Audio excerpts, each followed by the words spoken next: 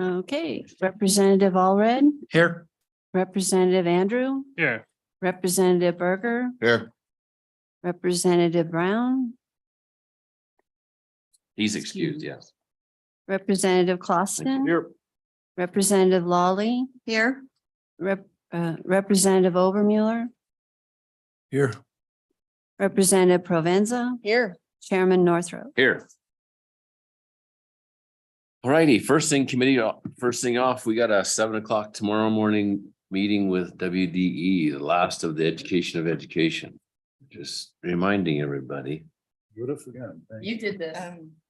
I did not do this. You'll still forget, just in case. All right, Thank you, Mr. Chairman. and I appreciate WD working with us and getting us more education, so. Mr. Chairman, Yes, sir. can we, last time the online portion didn't work for people to get in for our last meeting, it was online working right now. Are we able to? Will they be Ashley? able to How are we doing? get on? We are live and we already have attendees in the room, so it should be good now. Okay, Excellent, thank you. thank you. Okay, we are working Senate File 133, student eligibility in interscholastic sports. Do we have the bringer of the bill? We do not. All right. Yes, she's right here. Oh, there you are. Rips, I'm sorry. I just looked up and went. I started at 7:30 this morning, so I'm sorry. I'm a little brain dead, so. Senator Schuler, nice to have you in education. Yes, thank you, Mr. Chairman, and thank you, Senate Education Committee, for hearing this bill. I bring you Senate File 133, Student Eligibility and Interscholastic Activities. This bill really is a result of constituents' concerns that I started hearing 2 years ago. These concerns have not gone away. They've only increased. The bill basically deals with three major concerns that we see with our biological females who want to experience the benefits of fair competition, which was enacted by Title IX 50 years ago. Three concerns that we'll try to focus on: fairness, equity, and safety. Title IX, which, again, 50 years ago, gave all biological females their own lane to be able to compete on a level playing field with other biological girls. This bill requires that if an athlete is born male at birth, they are banned from competing against biological females. This is the fairness issue. Regardless of whether a male has completely transitioned or used hormones to begin a transition or just identify as a female, they are physically superior to females. They're taller, they're stronger, they have larger hearts and lungs. Their muscular makeup, bone structure is different. And so fairness really goes out the window if they're allowed to compete against females in the female lane. There have been many studies done over the years that show that regardless of the hormone levels that they're taking, whether it be 1 year, 2 years, whatever, females cannot make up the difference. They lose very little bit of their athletic performance by taking those. So the bottom line is the playing field has to be level, and we want to have equity for our females. Biological females, we're always going to have challenges. I was a former athlete in high school and college. And actually, when I first started out as a high school freshman, they had no girls sports. So I had actually the high school boys coach asked me to come out and participate on the boys team. And this is where it really shows. I actually was probably about 5'3", 5'4". I was playing against guys. Again, I was just scrimmaging with them. It hadn't been approved yet by our school board for me to be able to participate on the boys team. So I was just scrimmaging with them. And I had a guy that was probably 6'1" that came right over the top of me, dunked a basketball, took me to the ground. And that was my first of many injuries. But partially because he was much stronger, much bigger. Now I played against girls that were 6'1", 6'2" in college. I didn't have any of them that could dunk and come over the top of me and take me to the ground like that. And so I think that really shows the difference between, the fairness issue. So the safety part is something we need to talk about. And I think that's something that I didn't really focus on that last year when I brought the bill, was the safety issue. But it is something we had to talk about. It's really inherently unsafe for biological females to compete in most team sports, maybe not all, but after they've gone through puberty, it's a safety issue. There's also the question, and this has been brought up by a number of parents and even coaches that I've dealt with in the last year or two. There's questions of motels and locker rooms when you have situations like this. Those concerns, are coming from parents that say, I don't, my daughter, I don't want them in a motel room with a trans athlete. We don't know where they are in terms of their transition. It not only does it put the female athlete in a precarious position, but it also puts the transgender athlete in a precarious position. And we've already had issues where school districts have had to, either get another extra room or whatever, and that's fine. But again, it drives up costs, and it also puts that trans athlete in kind of a tough situation, because then they're isolated, even more so. So, instead of having that extra stress on schools, coaches, athletic directors, and so on, while they try to navigate these situations with extra locker rooms, some schools don't have that ability. Maybe they have to go into a public restroom, and that's not good. We want to try to be fair. And so regardless of how anyone tries to frame the question of the transgender athlete, because that's a lot of what I heard, and their potential for a lost opportunity and their mental well-being, what we really need to do is think about the biological females and put them at the forefront of the equation, because it is their lane. It's their playing field, it's their safety, and it's their welfare, and it's their mental well-being. And so we've already seen female athletes in Wyoming who have lost opportunities to be on the podium, and their places have gone to some of these transgender athletes. So we need to think long and hard about the emotional and mental well-being of our female athletes when they lose opportunities for success, maybe possibilities of setting records, potential scholarship opportunities. So these are the athletes that this bill safeguards. So if you want to take a look at the bill, truly start with page 1, it is a ban. Page 2, you'll see definitions. Page 3, I know you guys have had a long day. I go too fast, let me know. Page 3 expressly designates the activities as designated for males, designated for females, or co-ed and mixed. And again, it reiterates that a public school shall not allow males to compete with a designated female team. Page 4 is basically talks about the immunity for schools or organizations for maintaining those separate activities. And it allows competition outside. So my bill, unlike a lot of others in other states, it doesn't say that trans athletes can't compete in a club sport or a recreational league or whatever. It only pertains to schools where we get funding from the public funding. And then page 5, more definitions. Page 6, section 2125-202. This discusses how this article would be effective only if a court invalidates or enjoins the ban. And this is when the AG would have to notify the governor. And that's when 2125-203 comes into play. And that's the commission, the School Activity Eligibility Commission. Page 7 lays out the makeup of the commission. It is a neutral panel.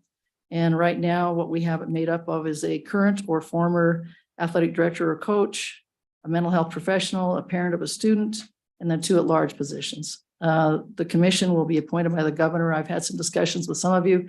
I'm not, married to the fact that it has to be the governor that appoints it. We could work with State Department of Education or even the high school activities to some degree. Page 8 and 9 just basically lays out the commission's duties. They'll promulgate rules to determine eligibility, and all the decisions and the proceedings will be confidential. It does put the onus back on the trans student, because they're the ones that have to notify the athletic association, who then notifies the commission, and the commission then schedules the closed door meeting within 30 days. So the student, parent or guardian or any medical professional or witness the student chooses can participate, and they can do that in person or electronically if they wish. And then the commission, what they will do is they will look at the safety risks. So the one thing that we hadn't talked about last year was safety. And they'll look at that and they'll say, is this a team sport or is it an individual sport? Will there be a safety issue if we allow this, person to compete? And then also, what are the competitive advantages that this trans athlete might have over a biological female? And so those are the 2 things that this commission would look at when making their decisions. The biggest thing I think with a neutral board like this is it takes the responsibility off of the school's athletic director or a principal, which basically what I've heard from around the state from various folks is that it's a lose-lose situation, no matter what happens. If they rule in favor of the transgender athlete in their school or in their conference, or they rule against them, they're going to be hung out to dry. And they all feel a little at ease with that, uneat ease, So I think this neutral commission, it also kind of ensures uniformity because it's neutral. It's not a school district that's making a decision about an athlete that's in their conference or in their school. It's a commission that really has no skin in the game in terms of, other than maybe a parent with a student. It's a commission that should be able to look at things without bias. And I think that's the reason for it. As of July 2022, 18 states have banned trans girls from publicly funded sports, 18 states. And so when I hear people say, well, this could be litigated, it could be, but 18 states have made it through the process. I've looked at all of those. They're a little bit different in some degrees. My bill is similar to a couple of states. It's dissimilar to some of these others. But the reason we need this bill and the reason we need the ban is because the high school activities guidelines, and you may hear people say, well, you know, it's the gold label. It's not. It's something they actually, when I talk to the high school activities, it's something that they got at a national conference, and some other places were using this. But it doesn't ensure fair play for our biological girls, because basically what it says is the school determines the eligibility, and the schools have to decide whether or not to let them participate. But they can also participate if they just say, I identify as a female. So, you know, just for an example, there's a court case in a state back east where a couple of boys competed in an indoor track season as boys. And then they decided in the outdoor same season, same year, they both decided to identify as females. Now, you know, whether they were gaming the system or not, I have no idea. They pretty much wiped up all the, they set some records. They took first and second in a lot of different events. And so that as far as I know, that case I think is still in the courts. So this is why we need something different than what the high school activities already has in place. Right now, you know, there's other activities that our trans kids can compete in. We do have co-ed sports, there's club sports, there's mixed level sports. Now, some of the states that I've looked at, they actually have a ban for all of those. And some of them have a ban K through college. This one, basically, we're just talking about, you know, our secondary kids where, you know, maybe the folks have gone through puberty or whatever. It doesn't talk about colleges. It doesn't talk about what happens if a club sport or a rec sport is out there. That's up to the rec department or the club sport to make that decision. This is just basically talking about public schools. So, you know, the bottom line is, I was told last year that this bill was a solution looking for a problem because we had probably less than a handful of kids involved. This year we have more than that. It's almost 2 handfuls of kids. And I'm not saying that it's going to, you know, proliferate. I don't know if it will or not. But there is a problem out there. And we have parents that are upset that their girls are losing out on opportunities. Their girls are getting taken off the podium, some in my own district, some in my own school. So it is an issue. It is something I think we need to deal with. For 50 years, we've had Title IX. I was lucky to be able to enjoy the benefits of Title IX. And I really wanted to ensure that our biological girls in Wyoming can be assured that they have equity and they have fairness. We need a level playing field where their physical, their mental, their social, and their emotional well-being is paramount.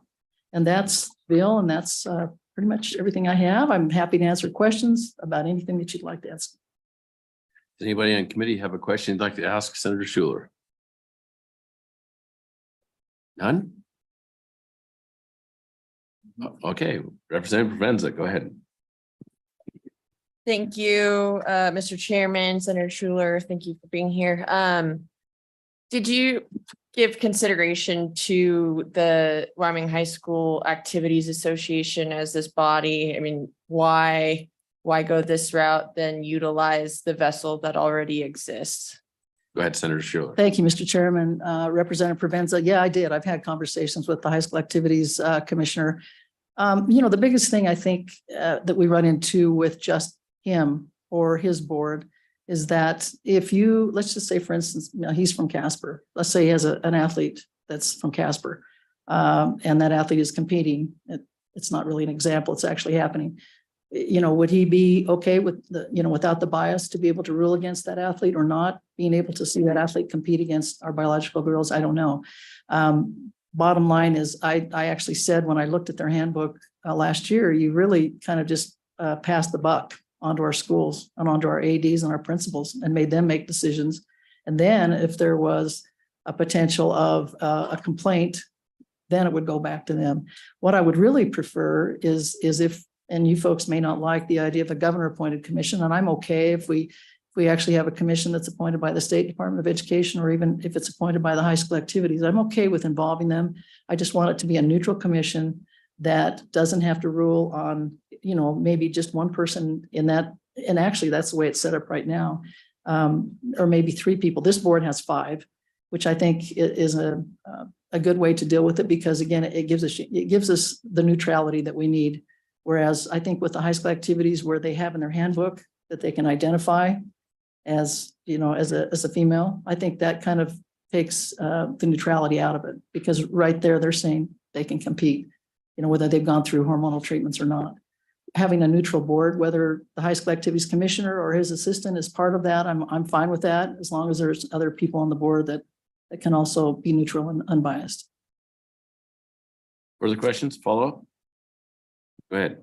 Thank you, Mr. Chairman. On page 14, there's lines 19. There's a voucher that you put in to cover the costs of a diagnostic assessment. I'm wondering, why a voucher? Why not just a reimbursement? Is that language necessary? And then would you be opposed to making it shall? Because I guess we're mandating that trans students have to go through this process and this procedure. We should maybe pay for that mandate. Go ahead, Senator Schuler. Mr. Chairman, thank you for that question, Representative Provenza. No, I wouldn't have a problem with that change. I just think we want to make it so that athlete if they do go before the commission, they have everything that they need. So if you'd like to make it shall instead of may, I wouldn't have a problem with that. We want to be as fair as we can be, because really this is all about fairness. So, and again, if they don't have the money and they need the extra funding to get the witnesses that they need to be in front of that commission, that would be just fine. Go ahead, keep going, Representative Forenza. Thank you, Mr. Chairman. I guess everybody else is asleep, even though we haven't had dinner yet, but we did have breakfast. So just kind of like looking at these issues, because I know there's been more recent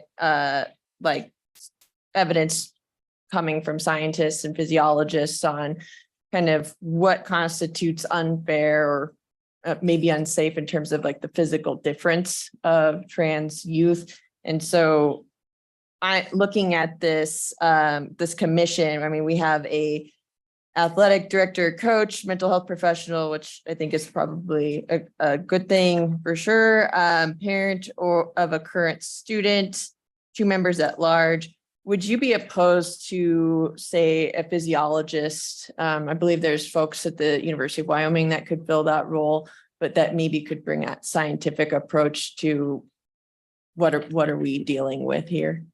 Go ahead, Senator Schuler. Thank you, Mr. Chairman. Thank you for that question, Representative Provenza. No, I wouldn't have a problem with that. I think we could even take off the one at large and just make that happen. Because again, there is a scientific issue here, because we're talking biology. And there has been quite a few studies over the years, and it actually started as a result of some of the Olympic folks who were competing. Actually, kind of went clear back into the 80s when the East German women were wiping up with all the records, and there were a lot of folks wondering if they were taking excess hormones to make themselves a little stronger. And so there's lots of studies out there, lots of science on this, and obviously it's come to the forefront more in the last couple of years. So there's lots of data, and I would not be opposed to that at all. Questions? Questions for the ringer? Go ahead, Representative Berger. Thanks, Mr. Chairman, and thanks, Senator Schuler, for being here. And just a quick question, more of a follow-up and something that's on some people's minds. Why a full ban? Why ban? Why can't we just make rules and why do we have to go to banning to make fairness? You know how you and I work, but Go ahead, Senator Schuler. Thank you, Mr. Chairman. Thank you, Mr. Berger, Representative Berger. I think it's why you don't have a male shot putter competing in the girls' sport. If you got a male shot putter throwing 70 feet and you've got a female throwing 30 feet, it's just an unfair advantage. And the bottom line is we want to ensure the fairness for our girls in that level playing field. And it's not that I've been called transphobic. I've been called a meanie. It has nothing to do with that. It's just that I just feel like our girls, biological girls, we fought for so many years to be able to participate in sports and have the same opportunities as the boys. And they deserve it. I've got a granddaughter coming up. I've got, I don't coach anymore, but I coached for many, many years. And I always tried to be a strong supporter of our females, our biological females in the state. I coached 3 different sports at different times. And I mean, to me, it's strictly fairness. It has nothing more to do with that. It's not me being mean. I think there are folks out there, there's lots of things that our trans kids can do, may not be things that they are interested in. I don't even have a problem if you bring in an amendment that says they can train with them. That I think that still kind of is a little iffy with the safety part of it. But it's not that I'm trying to just, cut them out of something to be mean. It's just strictly fairness. It's equity, it's fairness, it's safety, it's biology. And that's it. Thank you. Further questions?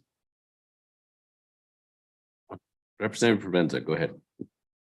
Thank you, Mr. Chairman. I'm looking at the interscholastic athletic activity means, so that's on page 2, lines 14, means that a student represents the student's high school in an athletic or sporting activity. I can't remember where we've had these discussions, Mr. Chairman, but it may have been in the body, or maybe I am just confabulating memories because we're all very tired at this point in the session. But more and more things I think are being constituted as potentially as sports. So talking about gaming is something that you can get like a scholarship for. Would you be opposed to maybe altering that definition? So having interscholastic athletic activity means that a student represents the student school in an athletic or sporting activity with high levels of physical contact. Go ahead, Senator Schuler. Thank you, Mr. Chairman. Representative Provenza, no, I wouldn't have an issue with that. I don't see a problem with that at all. Again, as long as we keep athletic and sporting in there, I think that's fine. Because right now they can already participate in co-curricular activities, and speech and debate and, drama. I've mentioned many of them before, but and that may not be their wheelhouse. But I think when you talk about this bill, athletics and sporting has to stay in their activities. So, but that'd be okay. Yeah. So committee remind you, we're not talking about amendments. We're just having a discussion with the bringer of the bill. Go ahead, Representative Clauston. So I guess to that point, would you qualify track or swimming or tennis as a high level of physical of contact? Go ahead. Representative, thank you, Mr. Chairman. Representative Clauston, did I say that right, Clauston? I think any activity that is approved by the Wyoming High School activities would be considered high level. I really do. I mean, I might not have been able to say that 20 years ago or 30 years ago. Some of our athletes back then, were maybe, especially some of the girls' sports that were just starting out. It was pretty iffy whether or not they would be high level. But I would say everything that I've seen in my at least recent history, last 20, 30 years, I would consider high level. If it's approved by the high school activities, even golf, it's high level. Representative Berger, go ahead. Thank you, Mr. Chairman. And Senator Schuler, would you say that track and field has some physical parts to the sports in events, and maybe what kind of events would be real physical, especially at the beginning of the competition, or where would that? Senator Schuler, please. Thank you, Mr. Chairman. Representative Berger, yeah, I mean, I coach track, and obviously we sometimes train with our girls and the guys in terms of training. But when you send out, I did distance for a little while, and you send the guys and the gals out for a 2-mile run, maybe. Your girls are not going to be beating the boys back. They're just not. Now that doesn't necessarily bring in the height and the weight and the strength of the muscles, but it does bring in the heart and the lungs, and their ability to do that is pretty limited compared to the boys. So it is high level. Yeah. All of track that I can't think of anything that's not high level. Go ahead with follow-up. My follow-up is the physical part, especially in a competition. Could a distant event be real physical with those close groups, when the groups are close together? Is there a potential for injuries there? Senator Schuler. Mr. Chairman, Representative Berger, well, if you've ever watched an 800 race, which we have, or a 400 race, there's a lot of jostling. Yes. And they can get pretty physical, even track, believe it or not. So.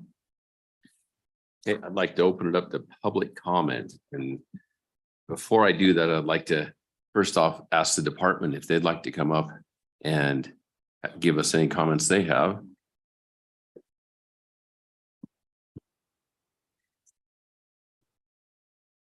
Thank you, Mr. Chairman, committee members. Dickie Shaner here to speak on behalf of State Superintendent Dagenfelder. The superintendent is a strong advocate for fairness and safety in women's sports, and so she supports this bill. As to the topic of who this statewide entity should be, which she agrees there does need to be some sort of statewide regulating entity. It's her opinion that the Wyoming High School Activities Association is both willing and qualified and capable to handle this endeavor. So that's the comments. Thank you, sir. Questions for Mr. Shaner? Thank you, sir. Any other elected officials like to comment? Okay, so I'm going to do a poll. How many people? Certainly, you may. Come on up.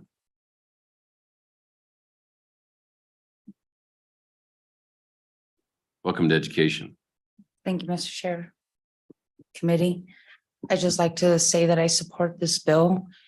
As a female in the history of being a female, I believe that women need to be protected.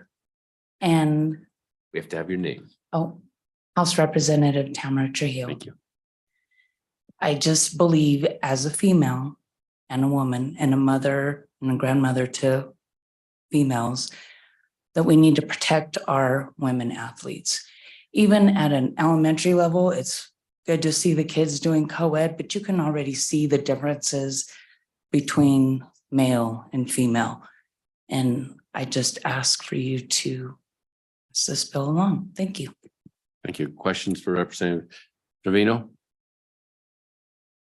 All right, thank you. Okay, how many of you are would like to comment for the bill? And how many of you are you against? Okay, so I'm going to split this up and we'll give, since there's only two people going to comment, we'll let them comment and then we'll go to 20 minutes of comment, at which time we'll have to cut it off because it's already 6:10 by Verizon time. Okay, so you guys that are against it, since there's only 2 or 3 of you, why don't you come up? We'll take your, okay, come on up and take your we'll take your comments and Yeah. this is 4, yes. Mr. Chairman, while they get set up, how would you like to handle your online testimony? Can you have them raise their hand if they're for the bill? Yes, I can.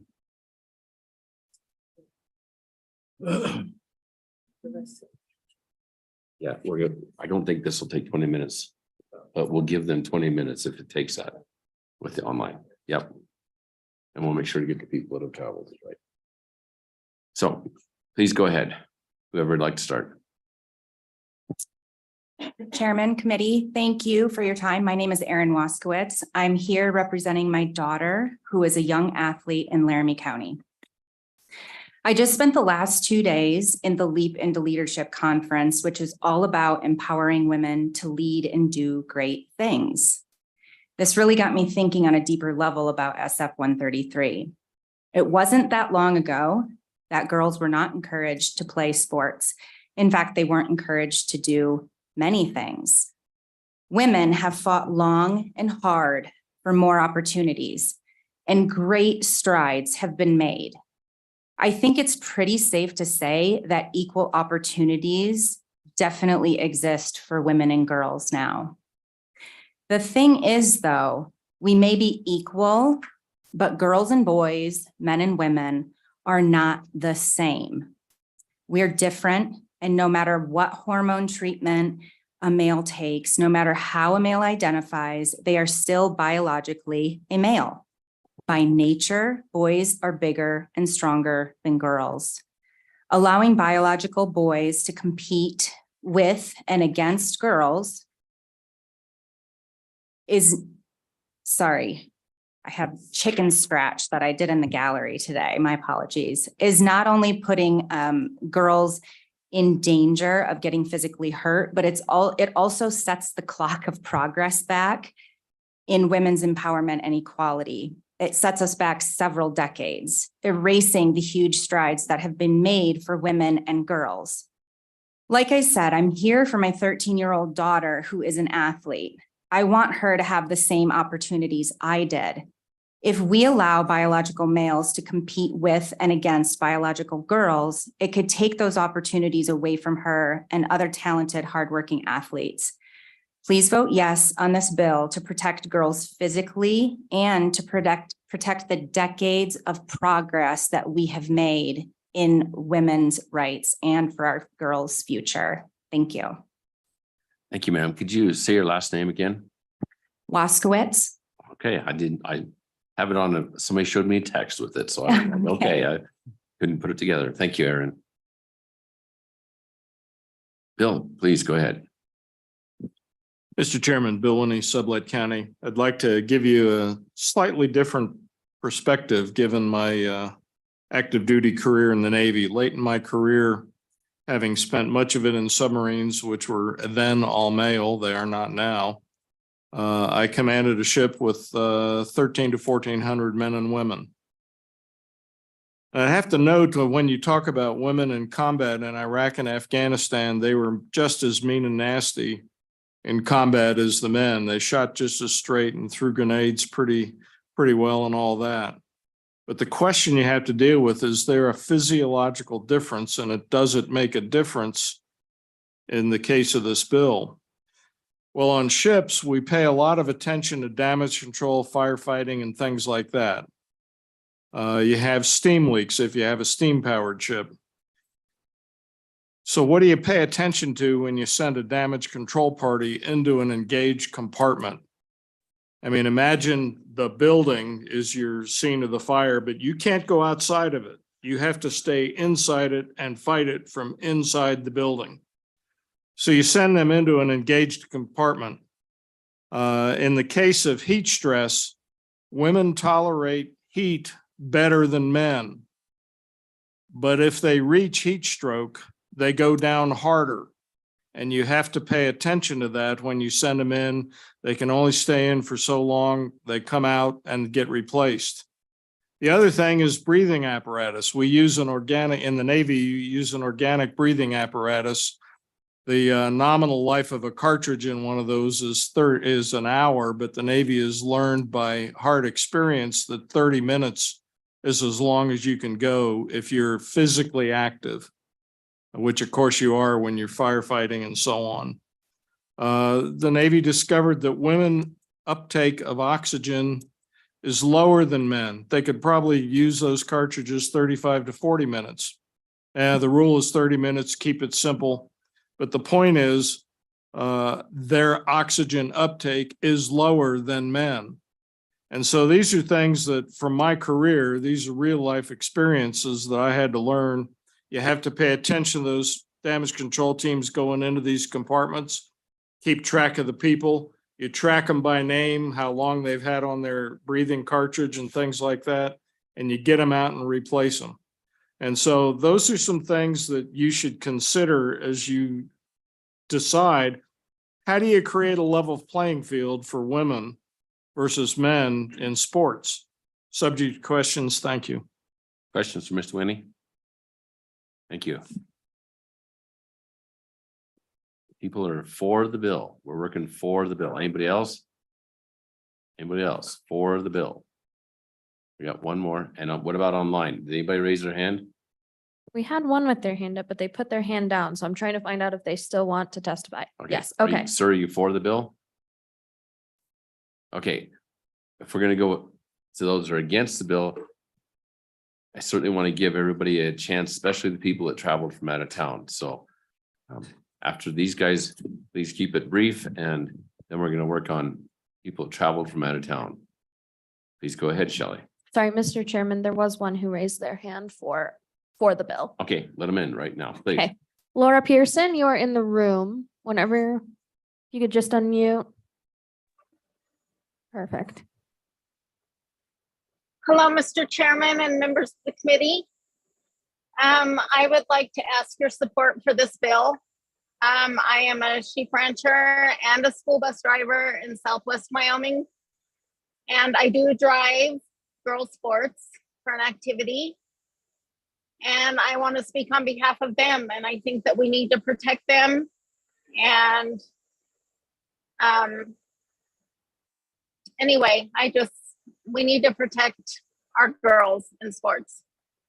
And thank you for taking my testimony. Thank you, Laura. Thank you for taking time to come in by Zoom. Now that's all of them that are for, right? Okay. Ms. Duncan, the floor is yours. And the way this works, we have 20 minutes. If one person sucks it all up, it's gone. minutes. So Promise. Thank you, Mr. Chairman. Shelley Duncan, representing Wyoming Equality. In this bill, I put on my former legislative hat, and so I'm going to offer you some things that I want you to think about as you hear the rest of the testimony, as well as what you heard from the sponsor. I offered an amendment that was already passed out to you. So on page 7, line 15, in the WHSAA, they talk about a WPATH medical provider. So instead of just a mental health profession, I offer that you change that to a WPATH. What that is a World Professional Association of Transgender Health. Their overall goal is to provide clinical guidance for health professionals to assist transsexual, transgender, and gender nonconforming people with a safe and effective pathways to achieving lasting personal comfort with their gendered selves in order to maximize their overall health, psychological well-being, self-fulfillment. The assistance may also include primary care, gynecological and urological care, reproductive options, voice and communication therapy, mental health services, assessment counseling, psychotherapy, and hormonal and surgical treatments. While this is primarily a document for the health professionals, they're also used by individuals, their families, and social institutes to understand how they can assist with promoting optimal health for members of this diverse population. So that's the explanation of what that certification is. As we move on, if this is a ban, and the commission will delay the implementation for years, and there's likely potential for this not to be seated. So if you look on page 3, line 20 through 23, for the lawsuit, for the ban, I can give you just a little anecdotal. I found just quickly, Tennessee Attorney General has recently requested $7 million as the state continues to pass more anti-transgender laws, and they're in need of additional funding. New Haven, Connecticut, $3 million for their school district funding being short due to the litigations. And if you continue on to page 14, lines 19 through 22, you're talking about which Mr. Chairman, Representative Provenza discussed the need for assessment and such for the transgender athlete. Well, that would also include an endocrinologist. And so those tests would need to be established for a baseline that would have to be done at Denver Children's Hospital. So that's going to be in a biennium of $200,000 at least. And then if you continue down to page 19, lines 21 through page 20, line 9, currently within the bill is the $30,000 to establish the commission.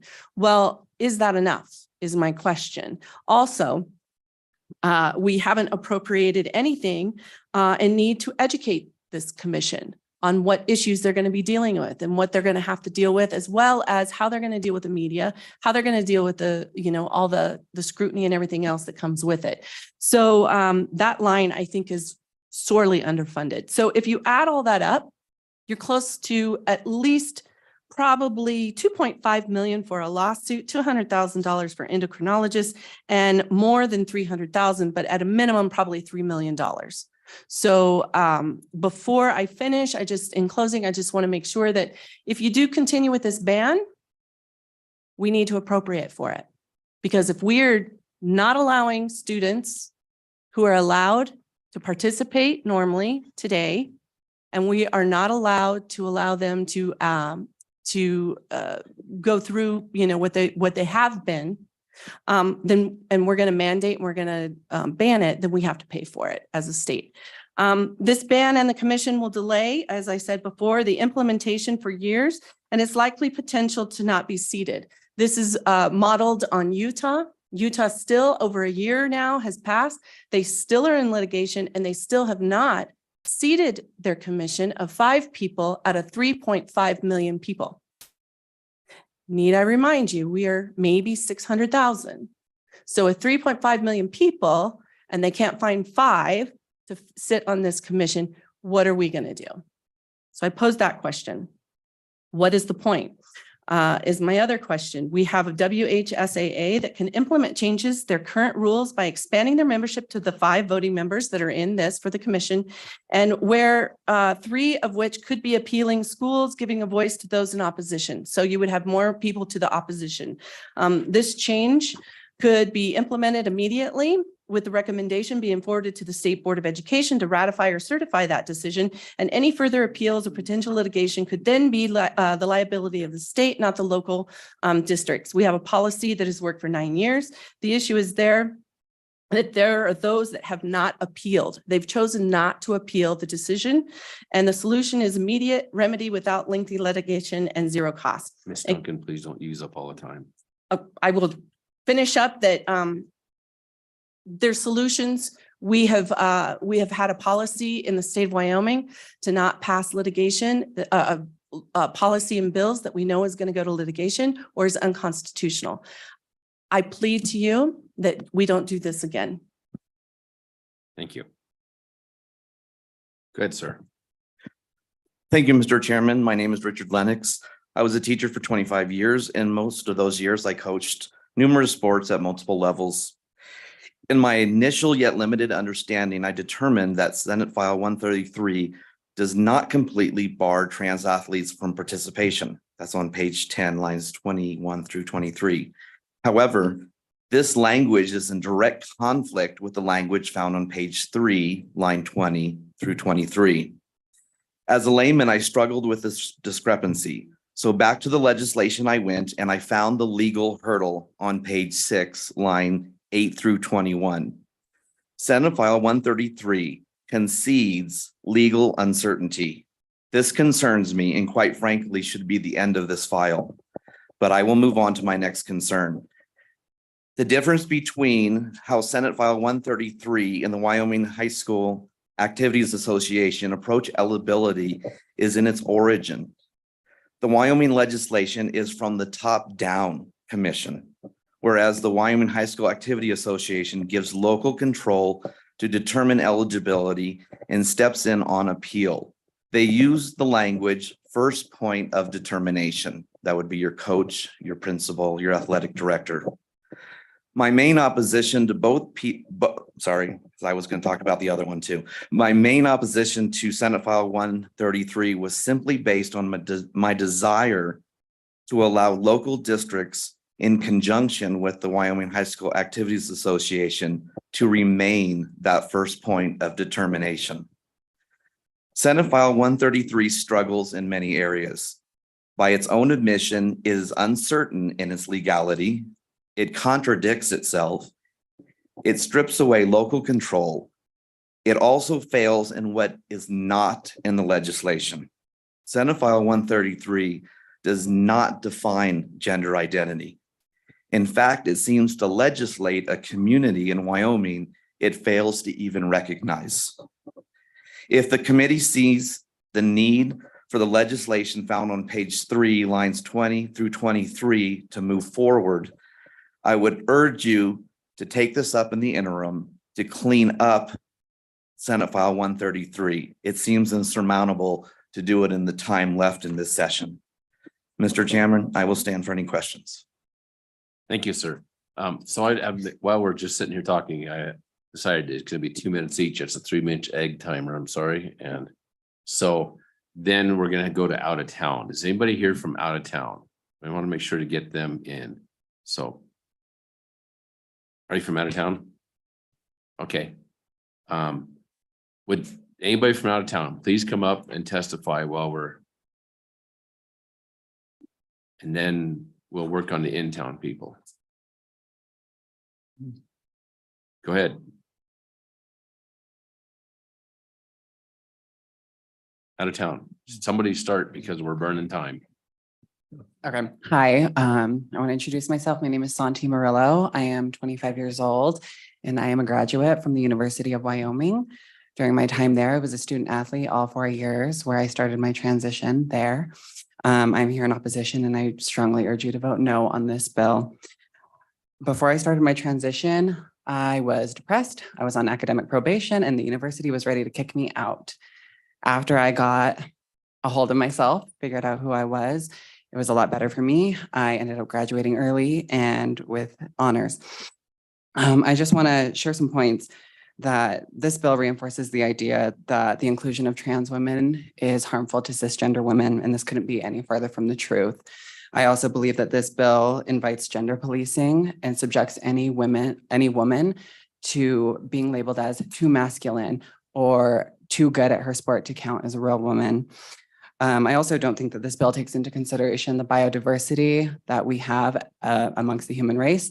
Here I am, a trans woman, assigned male at birth, and I am 5'4" and 105 pounds. Just do with that what you will. This bill also reinforces trans misogyny as it does not affect anybody on the masculine end of the gender spectrum. I don't believe that that's right, that we are policing trans women only.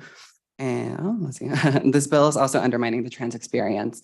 There's talk that there are men there who will lie and identify as women and just to gain some sort of athletic edge. I don't think that's happening. And I think it truly undermines what transitioning really is. I can speak from my own experience. It's not easy. I was 19 when I started. I'm still here, 25, and I'm still scared. I'm not going to lie. So I don't think that any person in their right mind is going to lie about being trans just to gain some sort of athletic advantage. I just believe that the sponsors of these bills are creating issues based on mass hysteria in the media and a deep misunderstanding of trans people in general. Thank you. Thank you. Who'd like to go next? Oh, we want to ask a question? Go ahead. I'll keep it short, Mr. Chairman. I just want to say thank you, Santi, for being here. Santi was one of my students when I taught at the University of Wyoming, and I have learned more from you than I could have ever teach you. So thank you. Anybody else got a question, comment? Thank you, Santi. Just state your name and take off. Thank you. Good evening, Chairman Northrup and members of the committee. My name is Karen Chin. I am here to speak against Senate File 133. As I read what this bill is proposing, I'm concerned about how this could affect not only trans girls, but all girls in Wyoming.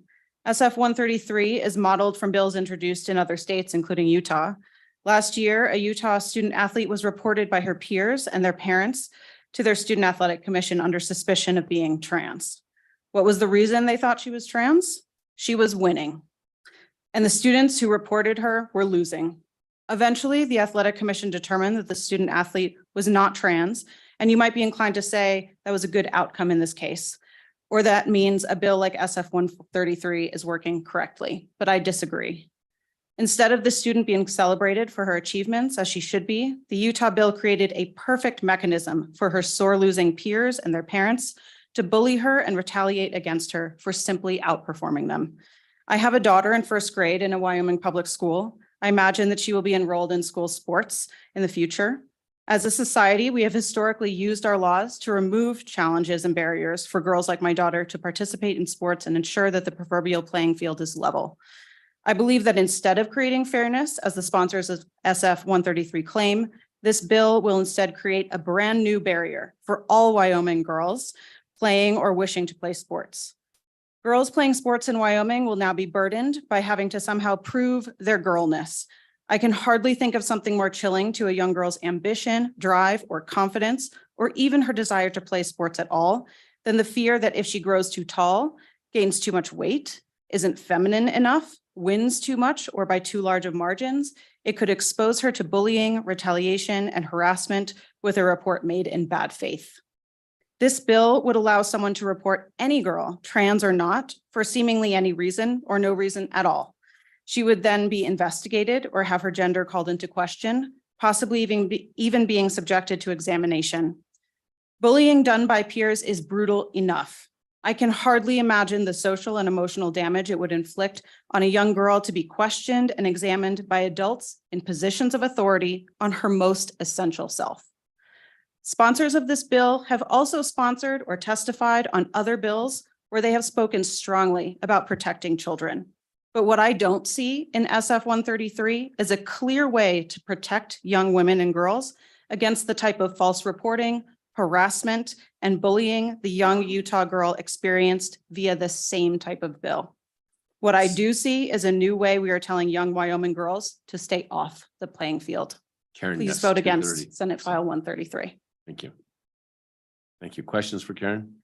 Thank you for coming. Yep, just pick one of you go.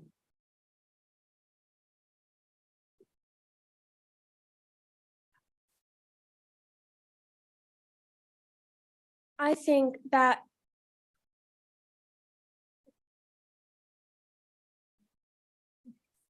my name is Evelyn Gufflin, and as a girl who's in a class with a trans female, I think that it's very unfair to not let them be in women's sports because they identify as girls, so they should be able to be with girls.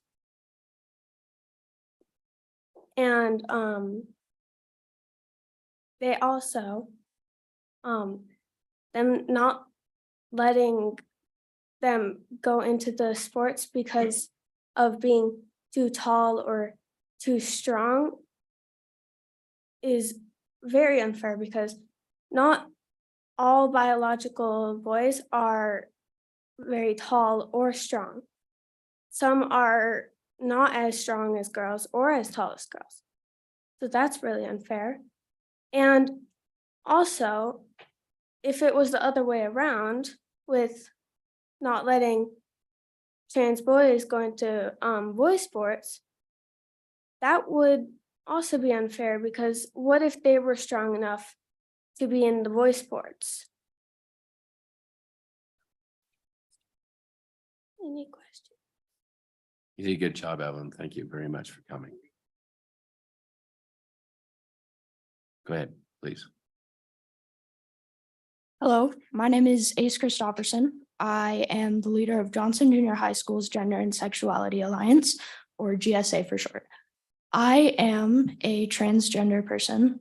I think this bill would impact me and my friends in a extremely negative way. Sports are going to cause kids to get hurt. But this is not a safety issue. They will get hurt playing a sport either way. If an athlete gets a scholarship for playing a sport, it is because they are good at that sport, not because of their gender. Their gender has nothing to do with that. They're good at that sport, so they deserve that scholarship. And I think this will impact those athletes that are good at those sports to not play those sports and gain those scholarships that they may need. Any questions? I'd just like to say thank you, Ace, and good job in putting an organization together.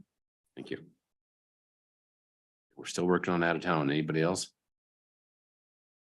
Anybody in the audience out of town? Okay, we want to make sure to cover anybody who has traveled. Go ahead, sir. Thank you, Mr. Chairman. Members of the House Education Committee. My name is Michael Christopherson. I am a proud native of the great state of Wyoming.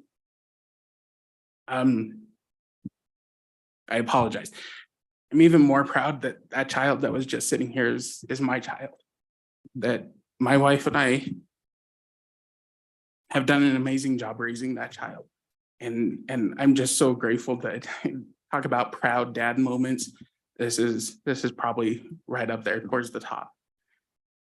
For 17 years, my wife and I have raised 4 amazing children. One of them that you just got to meet.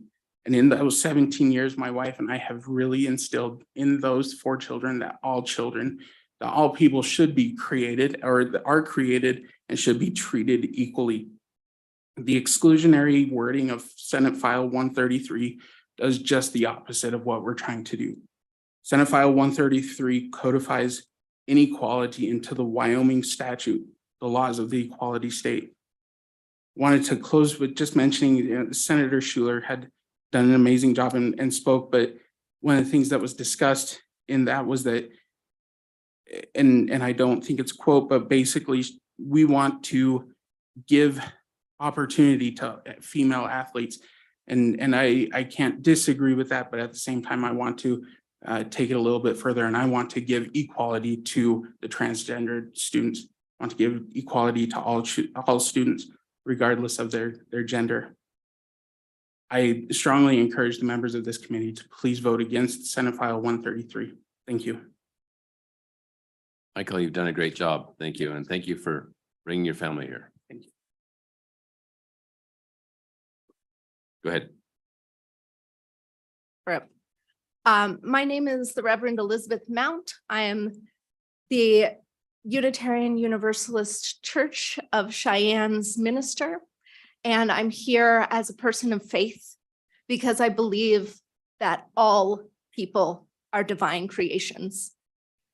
Because this bill assumes a binary gender that is not true for as many as 1 in 100 to 2 in 100 people.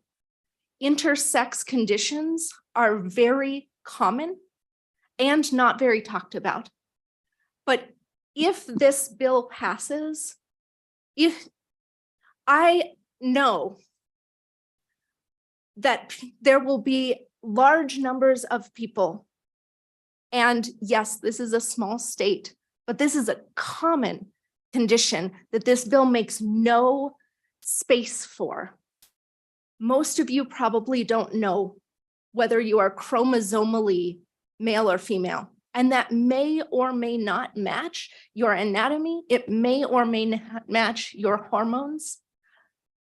And you shouldn't have to find that out because somebody decided that you won too much or you looked too big or you were in some other way different from what they perceive as normal for your gender. I think people's genitals and who they choose to share them with should be their own business. Your privates should never be something that a coach can say, you must show me. I think we all would like to have fewer people in our pants. This is not an acceptable thing, and it does not respect the divinity or the humanity of people of the state of Wyoming. And so I hope that you will leave this to be determined locally amongst teachers and people who know and love their children and the children of this state, and not try to legislate it as if there is a single norm that needs to be legislated here. I also don't believe that it's the legislature's business to make sure that the residents of the state of Wyoming win at sports.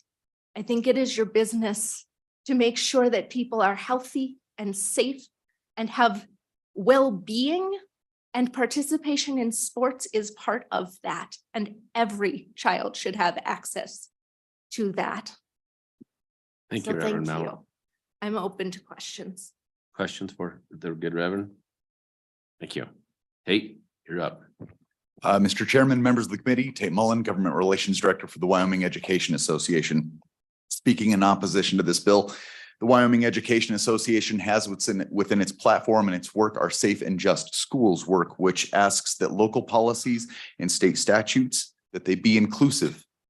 This type of policy and the statute would not be inclusive. This bill targets the identity of a specific segment of our student population. Mind you, that is a segment of our student population that is already at high risk for depression, isolation, and suicidal ideation. Now, the bringer of the bill had discussed the mental health of our female athletes in the participation realm. I ask that you also consider the mental health of our at-risk student population that this bill would target. This is an unintended consequence.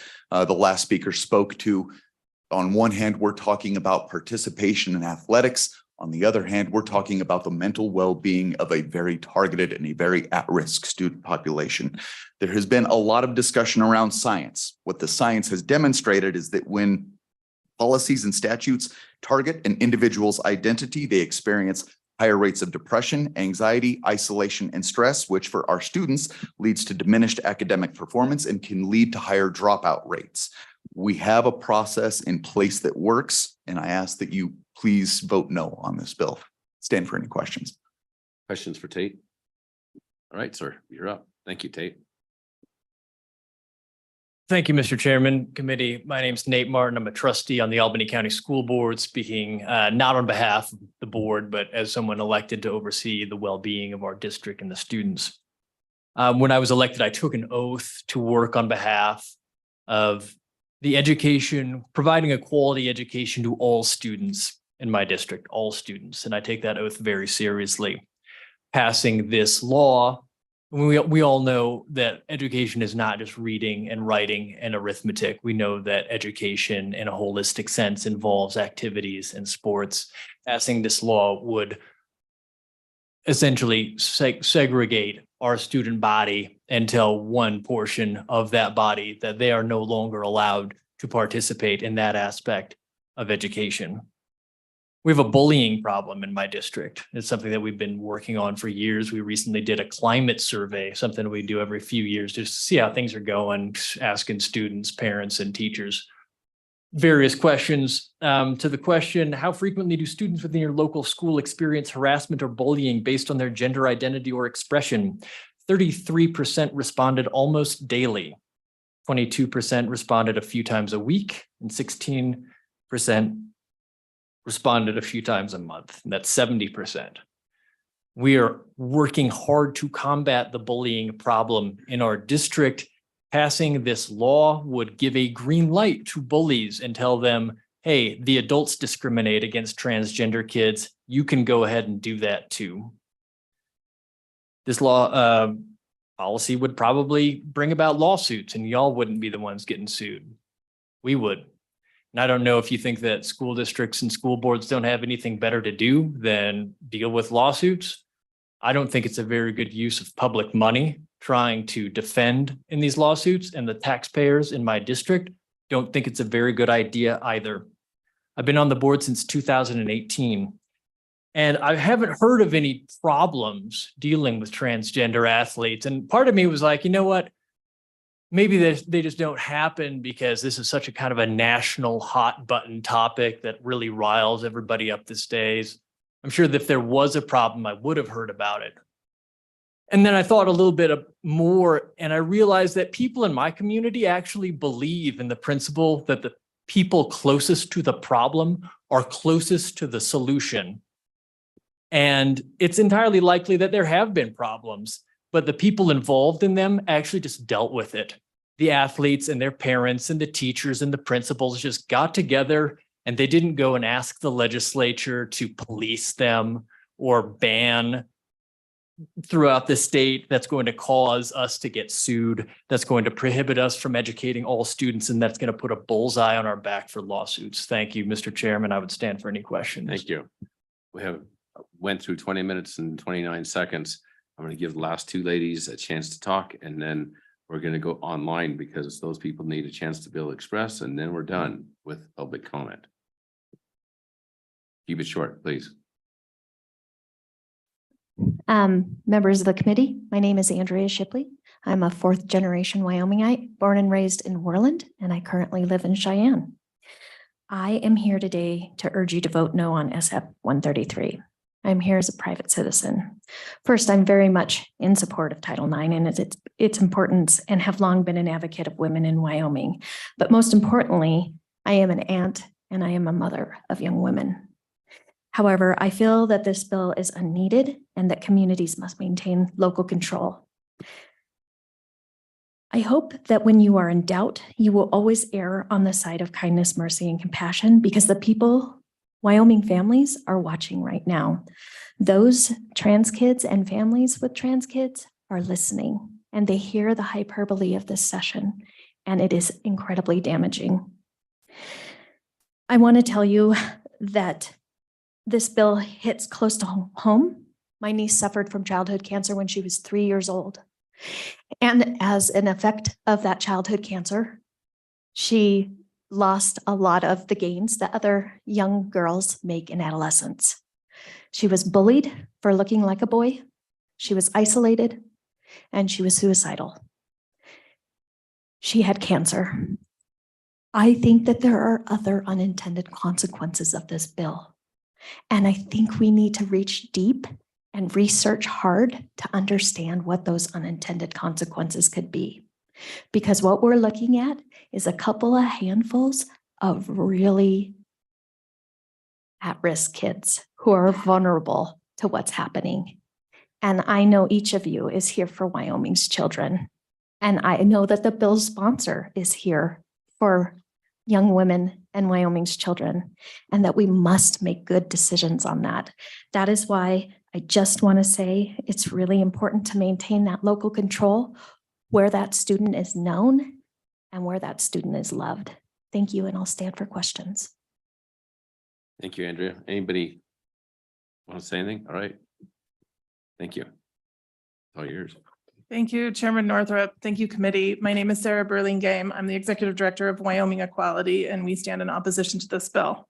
I'm no Shelley Duncan. I can't read that fast, but I'm going to try to really whip through this. In your email inbox, you should have a letter from Lambda Legal and Wyoming Equality. And it's a letter just spelling out what we see as the constitutional issues with this bill. I'm just going to read briefly from a part of it that says, this bill also creates the risk of loss of federal funding to Wyoming. The U.S. Department of Education's Office for Civil Rights enforces Title IX's non-discrimination requirements in education programs and activities that receive federal financial assistance. Skipping to the end, it says, specifically affirming the rights of young people and citing Title IX, the executive order states, children should be able to learn without worrying about whether they will be denied access to the restroom, the locker room, or school sports. So we're all very aware of some of the issues that are brought up with constitutionality. And the only things that I really want to be in front of this committee before you make this vote is the recognition about how much good faith effort on both sides went in to finding compromise on this. I've worked with many of you over these last couple of weeks, and a lawsuit is avoidable. It's very avoidable. But in order for that to happen, we need the ban to go away. So if there is a ban in this bill, what the bill says, right, is that it anticipates a lawsuit. So the question in front of you is it worth to spend 7 million or more or less of the taxpayers' money in order to litigate something that right now, today, we have a solution for? And unlike other states, we are not extremists. We don't have the director of the statewide equality group saying, no matter what kind of physical dominance or advantage a trans student may have, they must be able to play no matter what. No, we support the Wyoming High School Activities Association, and we believe that we have created a system that says the answer is not always, but the answer also shouldn't be never. So I'm asking you to resist this bill. I think there's a really strong urge to just get something out. And I would ask you if you would spend $7 million of your own money to get something out. And if the answer is no, let's fix this bill. Let's get something decent and reasonable. And tell those kids who are watching, tell the kids who came up here and sat here that their courage is matched by your own. Thank you, Mr. Chairman. I really appreciate you giving us the time. All right, let's go online. Ashley. Just let a block in so we can move through them. Sounds like a plan. And for those of you who are online, it's 2 minutes each, and I'm timing it, but it's hard for you to see me hold my timer up here. So. All right, so I'm sending out some promote to panelists. So if you guys just want to accept those when you get them, and then just as you come in, turn on your camera so we know you're ready.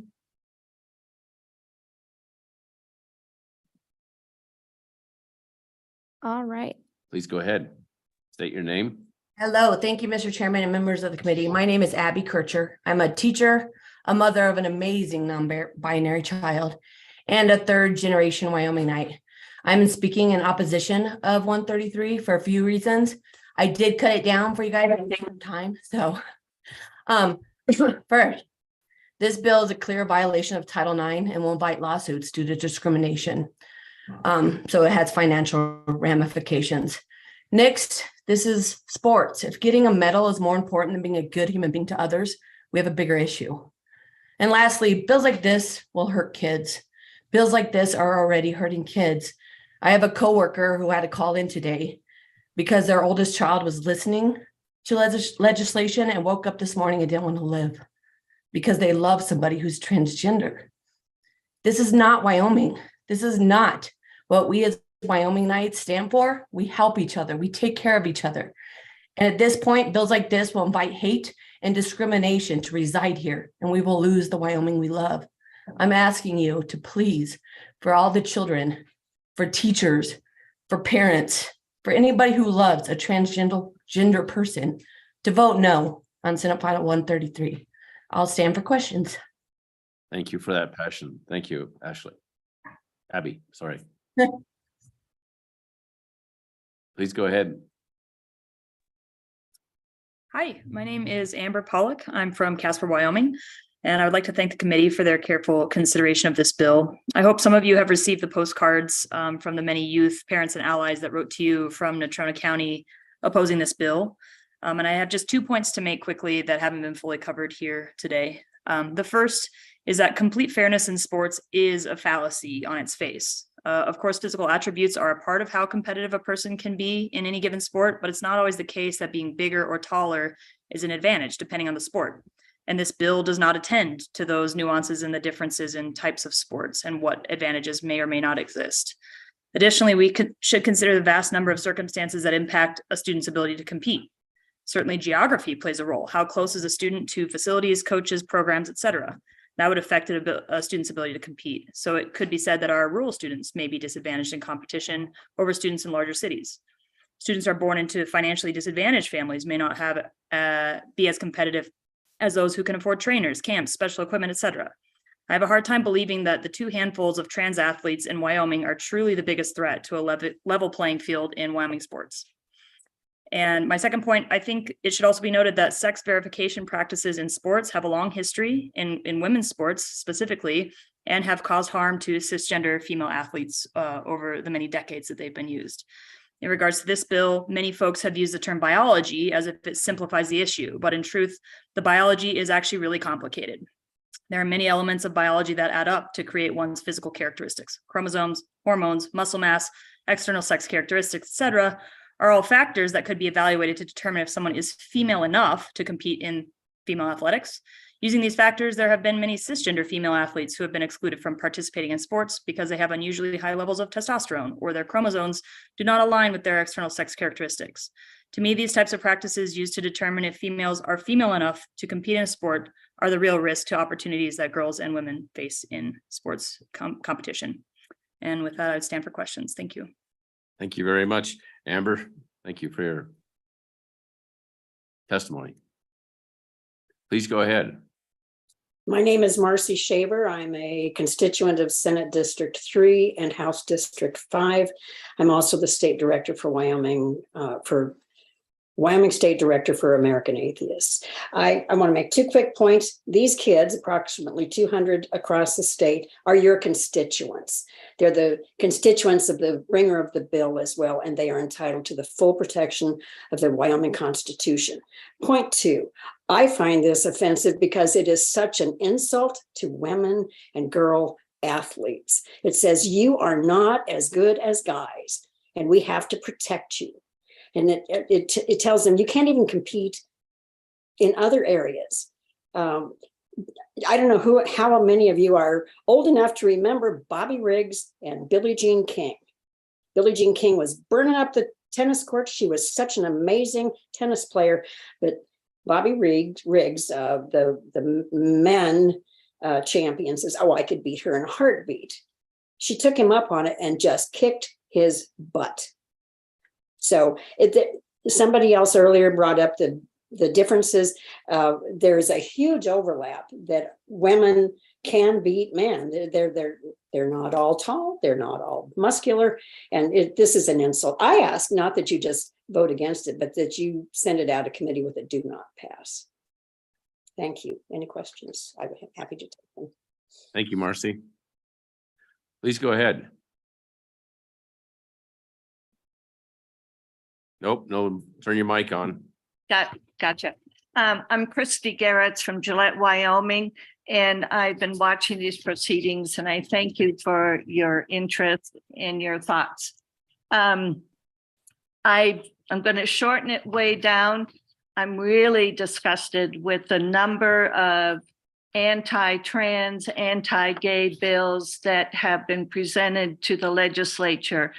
It's like we want to codify discrimination against transgender youth and gays in total. This bill, I ask you obviously to vote against it. It would attempt to erase transsexuals from all aspects of public life and force their families to seek work in a safe place to raise their family outside of Wyoming. And I know one local woman who was a huge asset to Gillette who had to leave the town because the school district would not let her trans girl use the appropriate bathroom. Thank you very much for your time, especially Chairman Northrop. I think you've done a wonderful job. I stand for questions. Thank you, Christy. Thank you for your testimony. Ashley, Leah Spoon Hunter. you had one left that was opposed to the bill. Yes, I do. And could you let them in? Because we've given 33 minutes to the 4. Absolutely.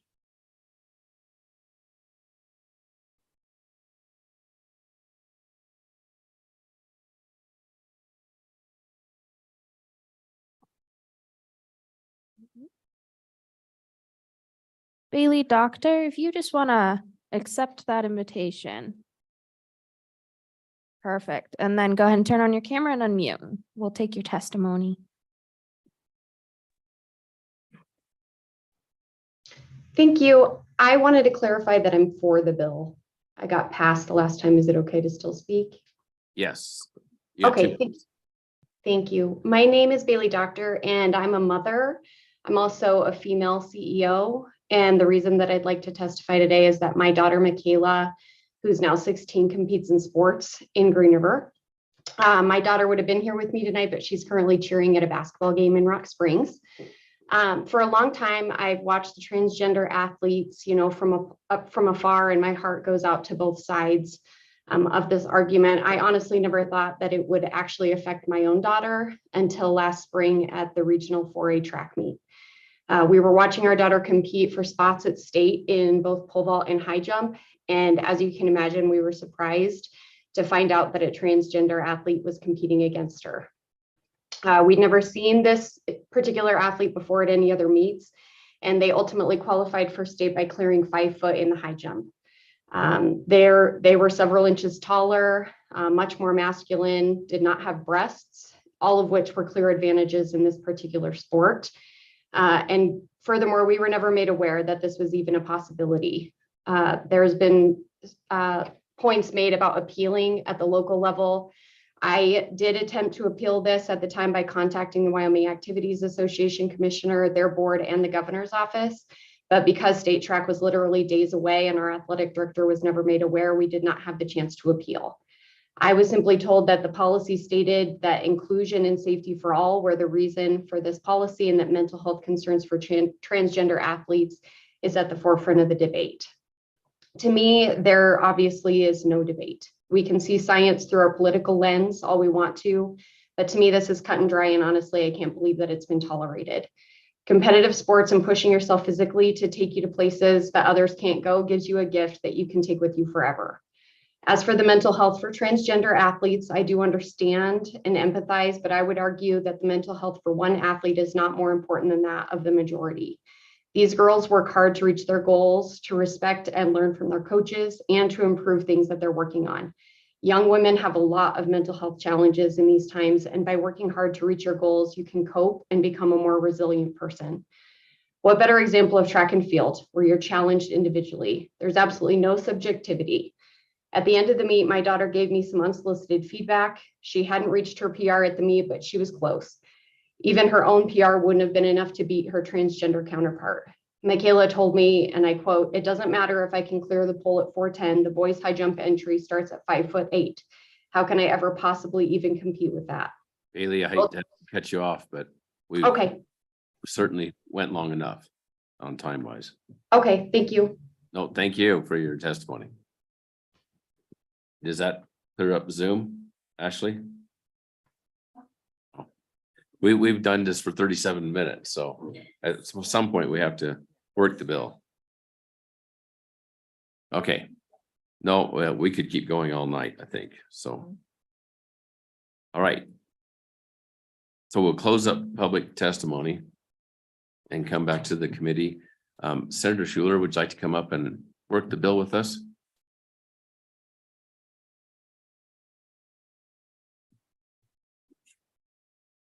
Committee, what's your pleasure on the bill? Moved by Lawley, Second. seconded by Berger. All right. I know we have numerous amendments. You've been working with Senator Schuler. So I'm going to give the floor over to you, Representative, yeah, it's Representative Lawley. Almost made you senator. We don't mind. We take her. Thank you, Mr. Chairman. I do have several amendments. Committee, you have an amendment here in writing in front of you that has got a 2702 in front of it. And I'll talk about that in a minute, but I want to do one before that because it's just a small correction amendment. And that is on page 3, and it's actually line 22. I want to interject after the word "and" the word interscholastic, because that's a defined term, interscholastic athletic activity. And so I think that would be a friendly amendment on the bill, but and it goes kind of to Representative Provenza may want to kind of define that a little bit more or add to that definition. But here I'm just putting this word in to refer back to that defined term. So that's amendment number 1. You want to deal with them separate? Yes, let's do. Okay, page 3, line 22, after the word "and," A-N on line 22, just enter the word interscholastic. Sorry. Add the word interscholastic, so it will, Okay. which is a defined term on page 2. Okay, we have a second. Okay, been moved and seconded. Go ahead, discussion. Representative Provenza. Thank you, Mr. Chairman. So looking at page 2, the defined term is interscholastic athletic activity. So I would make a friendly amendment to make it say that instead of just interscholastic activity. Well, it already says. Oh, athletic. sorry, I struck athletic. My Yeah. bad. Yeah, I was trying to make it good morning. Thank you. We're tired. So that would be my, Any other comments on it? None appearing, will proceed to vote. All those in favor of the amendment, please say aye. Aye. Opposed? We've accepted that amendment. Next. okay. Okay, the written amendment you have in front of you is, I'm calling amendment number 2, is, What's the number on it, please? 2702. yeah, 2702. Thank you. This amendment, it starts with the, conforming the title, just so you know, the first page 1, line 12, just conforms the title if we accept this amendment. But the amendment really is inserted on page 4. Senator Schuler, do you have these? Yes, I do. Thank you. Yes, I do. Yeah. And I am moving to, with this amendment, to insert some language on page 4. So again, a part of this section before the fallback provision. And the reason you can read the language there's, to me, there's a couple of reasons. I think it provides some better definitions of terms of other ways that there's possibilities for trans athletes to participate in some other ways. That's moment 1 and 2. And a little bit does this in a little bit of a way that I think helps say, for me at least, that we want some opportunities sports is an important thing and to have some ways to experience sporting, participating in sports. Some of the others are about retaliation. They're about separate facilities and some things, and also provides a possibility if a district doesn't follow the ban, that a student and their parents or guardians have an administrative appeal to say, hey, this isn't being followed, and the appeal goes to the superintendent of public instruction. So there's a process at least to resolve that. One of the other reasons this particular language is that as I've looked at some of the places, and we've heard a lot of testimony committee today about potential litigation. And of course, anyone who has a filing fee can file litigation. So that's just life. But I do think we have an obligation to try to approach this in a way that looks at some of the bases of that litigation. So this language is actually language from the Pennsylvania statute. That statute has actually survived and been the process of lawsuits all the way up, and has been successful because of the way it sort of brought in some of these things. So I would like to just propose this because I think it helps on that issue. So if you are members concerned about the issue of lawsuits and the cost, this amendment, I'm not saying it will make it where we would stop those lawsuits, because nothing can stop that. But I do think it positions the bill better to endure that. Because it has endured in Pennsylvania. So if that's a concern, then I think this helps. And again, I would recommend that we consider adding that in on page 4, just inserting everything but the part about the conforming language on the title. Right, that's amendment number 2. Anybody want to second it? Second. Seconded by Berger, moved by Lawley, second by Berger. Discussion? None appearing, will proceed to vote. All those in favor, say aye. Aye. Those opposed? No. That motion has been, or this amendment has been adopted also. Have a third amendment, Mr. Chairman. Please go ahead. And this one, I apologize, Senator Schuler, but it came up in the discussion. And I really am trying to respond to some of the issues as best I can, and then some of the concerns that have been raised here. So one of the things that was raised. Is this 4501 or 45? No, this is not, you don't have it in writing. This is Okay. one that came up in the It's discussion. conceptual. So All right. I'm proposing that, I may have to work with you to where to put it, but what I'm doing here is, this is the issue that was raised about, this bill does not define gender identity. Again, that's a good point. And so there actually was a House Bill 187 that does define it, and I'm going to ask to move that language over. And if you want, I can read it into the record, Senator Schuler, I can show you, but it's in the House Bill 187. Representative, excuse Go me, ahead, Chairman, is that okay? No, actually, I think this actually had gender identity in it originally. And then there were some folks on the Senate side that didn't think we needed that definition. So I'm happy to put it back in. I mean, if you would like. Thank you. I appreciate that. Because I want to be responsive to all that we've heard as best we can. And so I'm going to propose that we move this. It's on page 5 of House Bill 187, just to take note for the record. Lines 15 through 23 has a definition, a good definition of gender identity. And I'm going to propose we insert it. And believe it or not, there was a time when I had inserted this in here when I was working this bill, but I erased it. But I will find out where I'll go back and figure out where's the best place to put it. It's in the definition section, but so it would go into the definition section. So, yes. We have to have a second. Go ahead. Been moved by Lawley. Second by Clauston. Discussion. Go ahead, Representative Provenza. Thank you, Mr. Chairman. The mental cognitive backflips I'm doing right now is very difficult. Can you read me that definition? Thank you. Absolutely. Go ahead, Representative Lawley. Thank you for that, Representative Provenza. I'm sorry I didn't do it before. Gender identity has the meaning provided in the Diagnostic and Statistical Manual DSM-5 A person's gender identity can be shown by providing evidence, including but not limited to medical history, care, or treatment of the gender identity, consistent and uniform assertion of the gender identity, or other evidence that the gender identity is a sincerely held part of the person's core identity and not being asserted for an improper purpose. And I can hand it to you if you want to look at it too.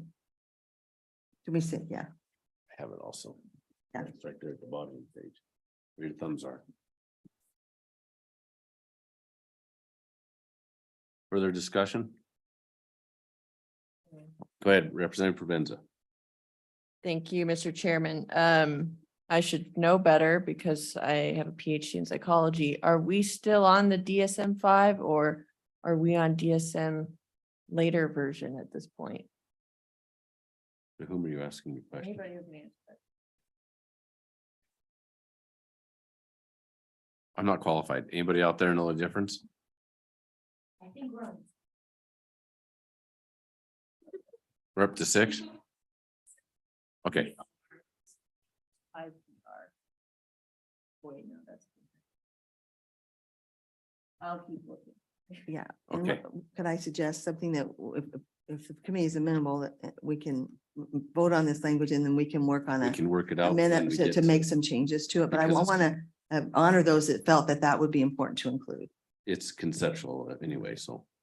Go ahead, Representative Mr. Provenza. Chairman, yeah, I would just say maybe not tie it, if we're gonna use the DSM for this, then I would say let's not tie it to the specific manual. Let's tie it to the most current and up-to-date You got it. DSM. Yeah, that's. Second degree? Yes. Good. Any more discussion? All right, we'll proceed to vote. All those in favor signify by saying aye. Aye. Those opposed? Okay, we've adopted that conceptual amendment. Further amendments? Go ahead, Representative Clauston. Thank you, Mr. Chair. I'm gonna put an amendment 3201 to Senate File 133. I would like to keep this commission as politically neutral as possible and as fair as possible. I'd like to keep it with the High School Activities Association that's already taken care of this. So in my amendment, anywhere it says where the governor would come up with this commission, I have changed that to Athletic Association that regulates interscholastic activities for Wyoming Public Schools. And the rest of that's just. Okay. Second, been moved by Clauston, second by Lawley. When we go into discussion, Ashley, could you let Ron Laird in, please? Ron Laird is the director of Wyoming High School Athletic Association. He's been patiently waiting for us to get to this spot so that we can ask him if, because I don't want to blindside him totally with this. Hi, Ron. Hey, Dave. Thank you, Mr. Chairman. So you heard the amendment. Maybe tell him why we were laughing. Oh, we do have a shadow behind you, but that's okay. I do have, I have our attorney here just so I wanted him to listen to the discussion. So that's my shadow. He's trying to hide. Very good. Very good. That's trouble. Okay. So Ron, did you guys hear the amendment? Yes, we did. And my question is to you, do you think you can perform that? If the bill were to pass, I think we would be willing to certainly work with you guys on that. We feel like we've been trying to put that committee together and have been looking at that. I guess we'd want to see how it was worded. We would, I guess, like everybody else, we're concerned with litigation as well. I don't know if there'd be a way to get immunity, for our association and for the members on that committee. As I've called around to try and see if people would be interested in the medical profession, that's the first question that they ask is, are they liable if they make a decision? So, and then if it didn't pass, then obviously we would continue to work from our end, from our policy that we currently have. Okay. Representative Lawley, do you have a comment? Being the lawyer in the group. It's a policy decision, Mr. Chairman, and I think we could, LSO could prepare an amendment that I think would provide immunity for them to be acting in the capacity for which they've been appointed. So again, it could be done, but it's a policy decision for the body and the committee first. So first, do you want to say something more on? Sorry. No, I'm fine. Okay, so first, can we move this amendment and then we'll work the policy, the portion about immunity? Okay. Any more questions on this amendment? All right, none appearing, will proceed to vote. All those in favor signify by saying aye. Aye. Those opposed? We've accepted that, and now I'd like to propose something along the lines of that the Wyoming High School Athletic Association be given political immunity as they are a quasi entity of the United or the state of Wyoming. Mr. Chairman, before we get a second on it, you might want to. You need a second for discussion. We have to have a second Okay, discussion, okay. so it's been moved and seconded. Well, I'm going to suggest friendly amendment because I don't know if that will cover the finish. Okay, so please turn your mic on and talk to us. Turn your mic on and talk to us. Okay, Ron, maybe your lawyers. Okay, I'll let him, this is Bob Despain is our attorney and has been for about 30 years for the association, so I'll let him speak. Hi, Bob. Hi, how are you guys? What's the question? Go ahead, Representative Lawley. The committee's considering a conceptual amendment right now that would provide immunity for the Wyoming High School Activities Association, but I think it might need to include specifically also, in addition to the association, this particular committee, or we call it, still call it a commission, Yes. and not just because it might not be interpreted to include them. Correct, we wanted it to include both. Yeah, I concur Thank you. with the representative that it identify indemnity for the Wyoming High School Activity Association. And in addition to that, the committee members. It'll give them more comfort with regard to their review and participation. Ashley, did you get that? All right. Anybody? We have it moved, and seconded. It's, does the second agree with the amending of the motion? Okay. Any more discussion? No more discussion. We'll proceed to vote. All those in favor signify by saying aye. Aye. Those opposed? Okay, that amendment has been moved. I guess I'll ask at this time. Does any member member of the committee want to talk to Ron Laird or? Go ahead, Representative Clauston. Thank you, Mr. Chairman. Mr. Laird, as you guys handle these, we'll just say cases or situations that come up, do you have immunity now? No, we don't. Okay. All right. I have a question for him. We have more questions, Ron. Okay. Go ahead, Senator Overmiller. Thank you, Mr. Chairman. My question is the current system broken? It needs a fix at the state level? Go ahead, Ron. Well, as you've heard the testimony on both sides, it depends which side you're looking at it as to whether it's broke or not. I would say in general, we have had some schools that have said no to students, and we've had some schools that have said yes to trans students. And at this point, we have not had an appeal on either side.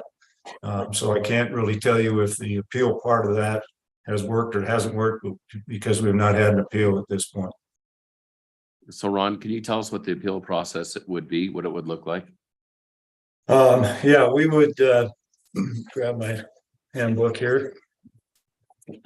We would put together as many medical personnel as we could. Obviously, they would be the experts. We're certainly not the experts in this area. We have it listed in our policy that obviously we would not be able to probably locate every single one of those. We put that in there that we have to have a minimum of at least some medical people on that. I would not be a voting member on that. I basically would run the meeting to make sure that we follow a procedure. We would look at, we kind of have three basic prongs that we look at. One is, what is the school records? And how are they identified at the school level? What type of medical documentation would they bring in? Whether that would be hormonal therapy or whatever that would be. If they've had counseling, they would obviously be able to bring any of those types of folks in to speak on their behalf. And then the big one that I think we're hearing tonight that is the fairness part of it, I guess, would be the simplest way to say that. The school needs to look at how would it affect that student that's asking for the request, but also then how would it affect the other students, and then that's where the debate obviously comes from the standpoint of the mental health on both sides of that. And so you've heard that tonight. Once we get through, we would present all of the information that we've received from the school as to why they made the determination, whichever way they did. And then from there, we would allow them to, again, bring in anybody else that they wanted. Once we've heard all their testimony, then they would be adjourned, and the committee would then make the decision at that point. Great. I'm glad to hear you have a process in place. Thank you. Anybody Yes. have a question for Ron? Comments? Thank you, guys. I'm pretty sure that we're done with you. If you want to listen in some more or Okay. I handle it, but thank you. All right. Thank you, Mr. Chairman. Appreciate it. Okay, further amendments on the bill. Go ahead, Representative Provenza. Thank you, Mr. Chairman. Try to get my papers in order here. I would like to move the amendment that that you have for an appropriation. So appropriating $1 million from the general fund to the governor for purposes of funding any litigation expenses incurred as a result of the enforcement and administration of this act. So, and if I get a second, I'll. That's 4501. Yes, sir. Okay. It's been moved and seconded. So, Mr. Chairman, if I can just. Go ahead, please. Explain that. So I think what we've learned from going through multiple trigger laws and laws that we're pretty sure are going to have at least some constitutional challenges is that it's not cheap. It costs a lot of money, and as we have seen with our coal litigation stuff, I mean, we keep coming back asking for more money. So I think to start with an appropriation of $1 million to pay for that litigation that would go to the governor's office would potentially get us through to the budget, hopefully, and maybe through the biennium. And then we can revisit, but yeah, adding an appropriation, I think would behoove this committee and this litigation. If it is in fact not problematic, great. Then the state of Wyoming will defend itself and she shall win, but that's still going to cost us money. So. Representative Clausen, you have a question?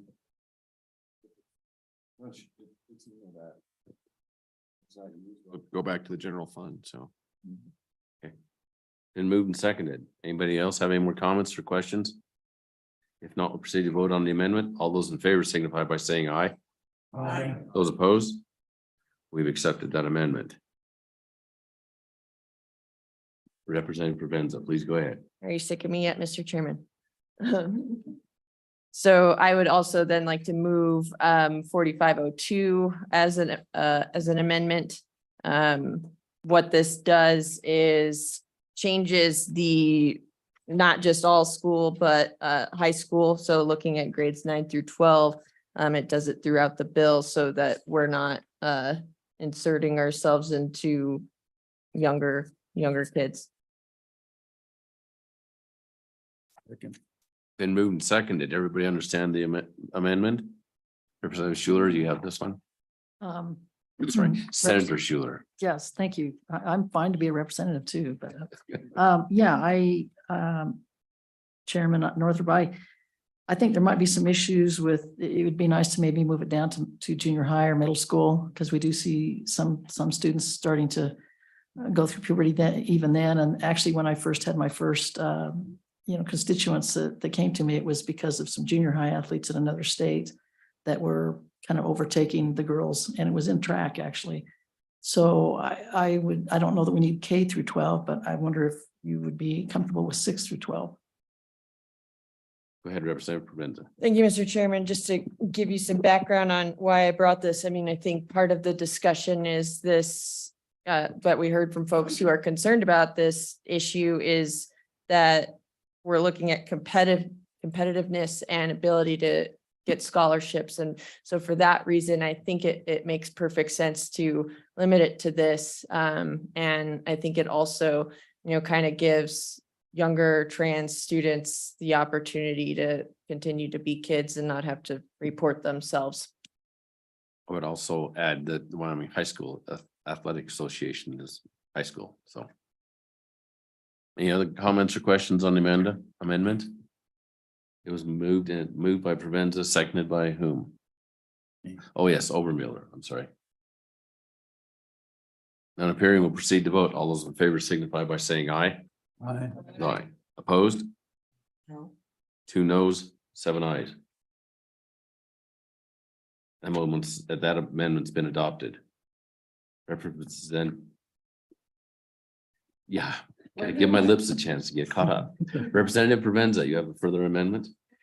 Yes, thank you, Mr. Chairman. So per the discussion with Senator Schuler, looking at page 2, lines 14 through 16, talking about the interscholastic athletic activity means that a student represents a student school in an athletic or sporting activity. And then after activity, I would insert with high levels of physical contact.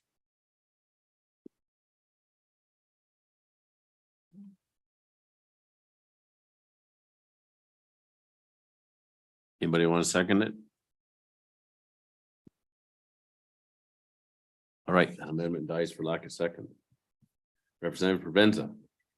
Thank you, Mr. Chairman. I would ask the committee who might amendment if they have any recommendations as to kind of how to narrow this down. Just so we can avoid potentially chess, because anybody's just as good at chess as the other people.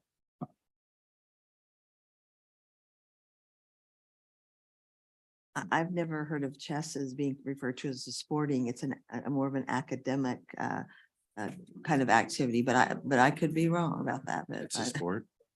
There you go. They're calling it a sport. It's all good. Go ahead, Representative Berger. Thanks, Mr. Chairman, Coach, Senator Schuler. What about sanctioned high school activity?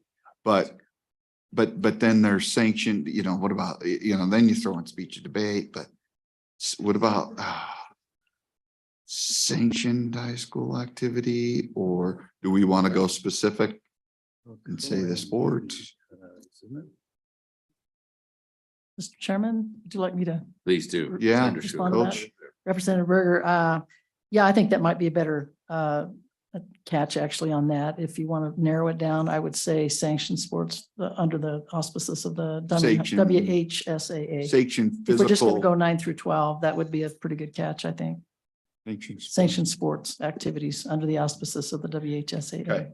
That's just my, Sports. yeah. And we're not saying activities, we're saying No, just sanctioned sanctioned sports. sports. Right. Okay, thank you. Representative Provenza.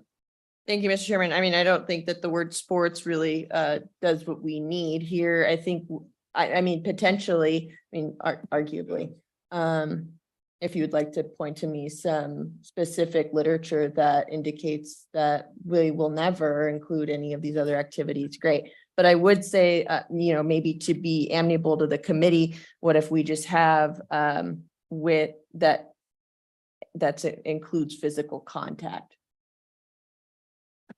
Then we get into some things like track where there could be physical contact with some sports. Or maybe a golf. hot foot or Yeah. something like Wow. that. You know, swimming.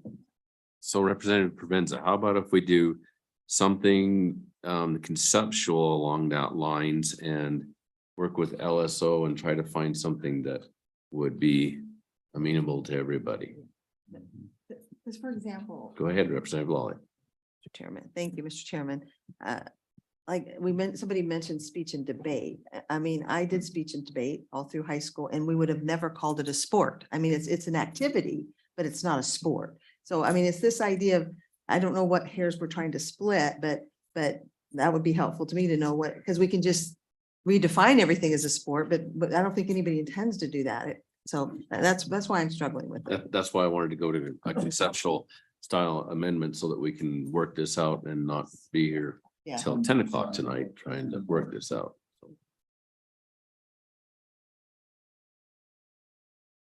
Are you, So yes, okay, Representative Provenza.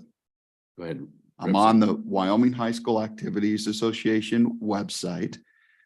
And on their website, we have activities and we have sports. If you click on activities, it shows all the activities that they sanction, from DECA to art to FFA to speech to skills.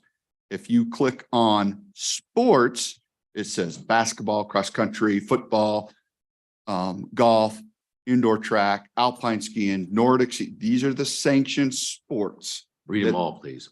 Okay. Basketball, cross country, football, golf, indoor track, alpine skiing, Nordic skiing, soccer, softball, swimming, tennis, track and field, volleyball, wrestling. Those are the sanctioned sports. Here's the sanctioned activities. Okay.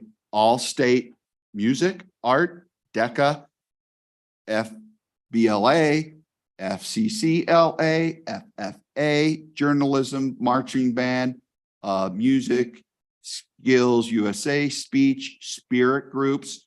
The spirit groups are your cheerleading, your dance teams, those things.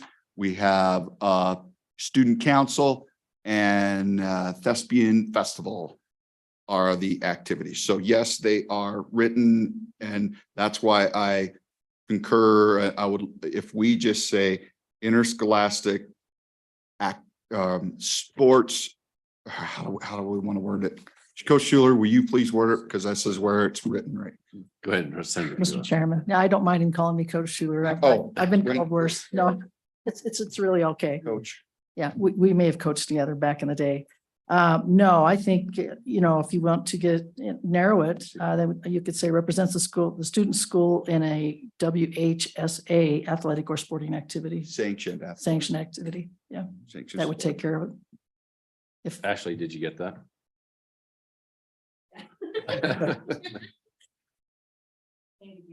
Sure. This is line 15. Student represents the student school in a WHSAA sanctioned athletic or sporting activity, period.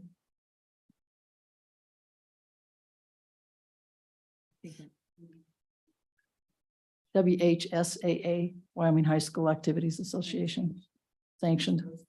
Mhm. Okay, go ahead, Representative Provenza.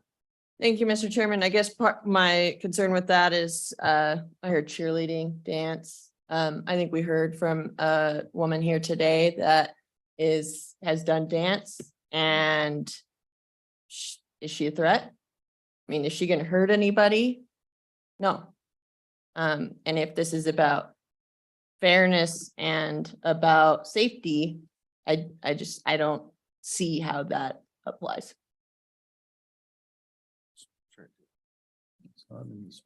That's It's an activity. It's not, Cheerleading's not a sport.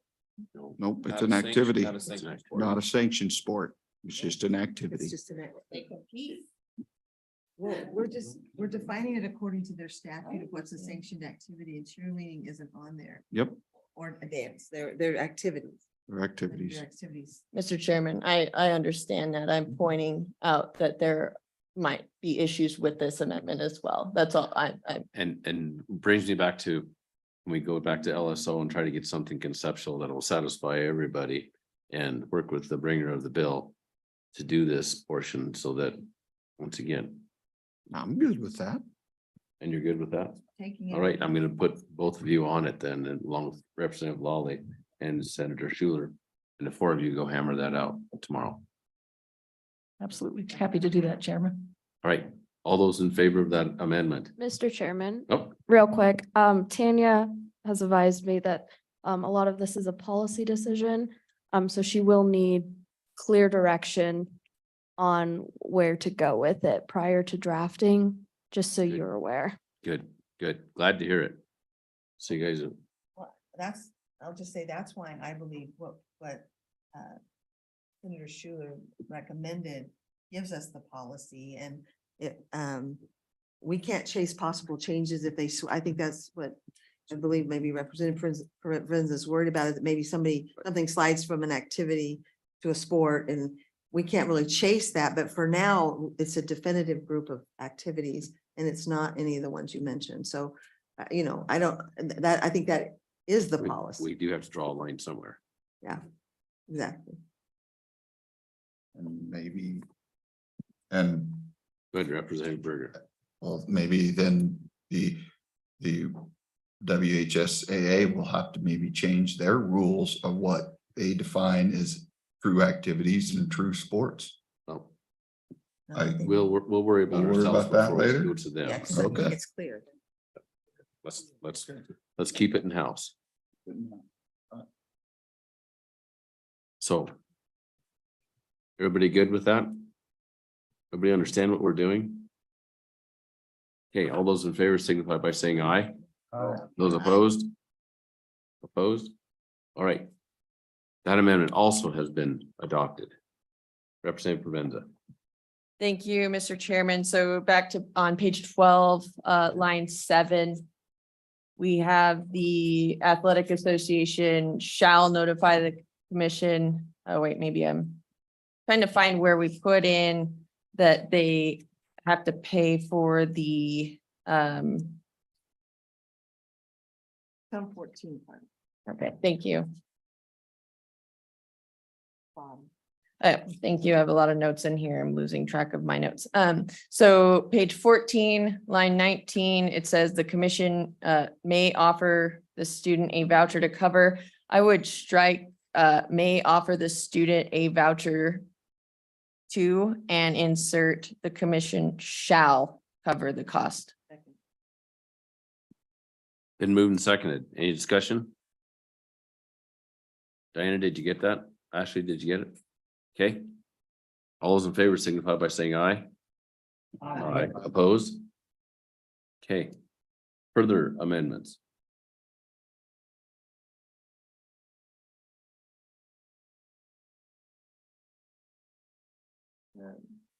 Go ahead, Representative Provenza. Thank you, Mr. Chairman. We talked about potentially having to appropriate that, potentially sending kids to an endocrinologist, and I want to make sure that we have funding to do that. So I would insert another appropriation similar to the one I submitted before, but this one, I'm not sure who the body is that we should appropriate to. I'm sure LSO can help with that, but appropriating $500,000 for the coverage in the endocrinologist. There you go. Been moved. Oh, second. Okay, moved by Provenza, seconded by Overmiller. Go ahead, discussion. Thank you. Oh, thank you, Mr. Chairman. I think under the wording of section 3, beginning on page 19, that the money towards the commission, that could be a legitimate expense that's run through and granted through the commission. So, I mean, if you felt we needed more there, but and maybe that's why I'm reading that it could be, it probably will have to be, go through them to approve the expense and pay the expense, but I think it would fit under there. So we have an appropriation, whether it's sufficient or not, maybe a different story, but. That's a good point. I should have asked Ron while I was on the week if that was enough money to cover his cost too. Go ahead, Representative Provenza. Thank you, Mr. Chairman. Yeah, I think with that, it works. But I would just be concerned we don't appropriate enough and then we can't really go back and give more until another session. But what we did with that previous budget, that appropriation amendment was that we put in that it would go back into the general fund. So I think that would certainly be similar to this, where we could, it could go back. So if we don't spend it, that's fine. I just don't want to have any hiccups where we can't then do this and then we can't go through the process, which means that a student can't have their due process hearing. Again, I'm not sure I understand why just this appropriation actually is built where it's built into the budget and would cover all that. So it seemed like the better thing to do would be to just increase this appropriation. That's what I'm saying. Okay, good. Yeah. It must be late. Not that anybody's getting ringy. Yeah, Right. yeah, Mr. Chairman, just Manage agreement. just to clarify, just raising that amount to that 500, because that way we're paying for any costs that we're going to endure for this. And then making sure we have enough to pay for my concern as well. Okay, the amendment is page 19, line 22. Mr. Striking, Chairman, I yes. apologize, but Ron Laird is still online if you would like to ask him about the. Sure, certainly. let him That's up back to in, you. I please. just wanted to let you know that he's still here.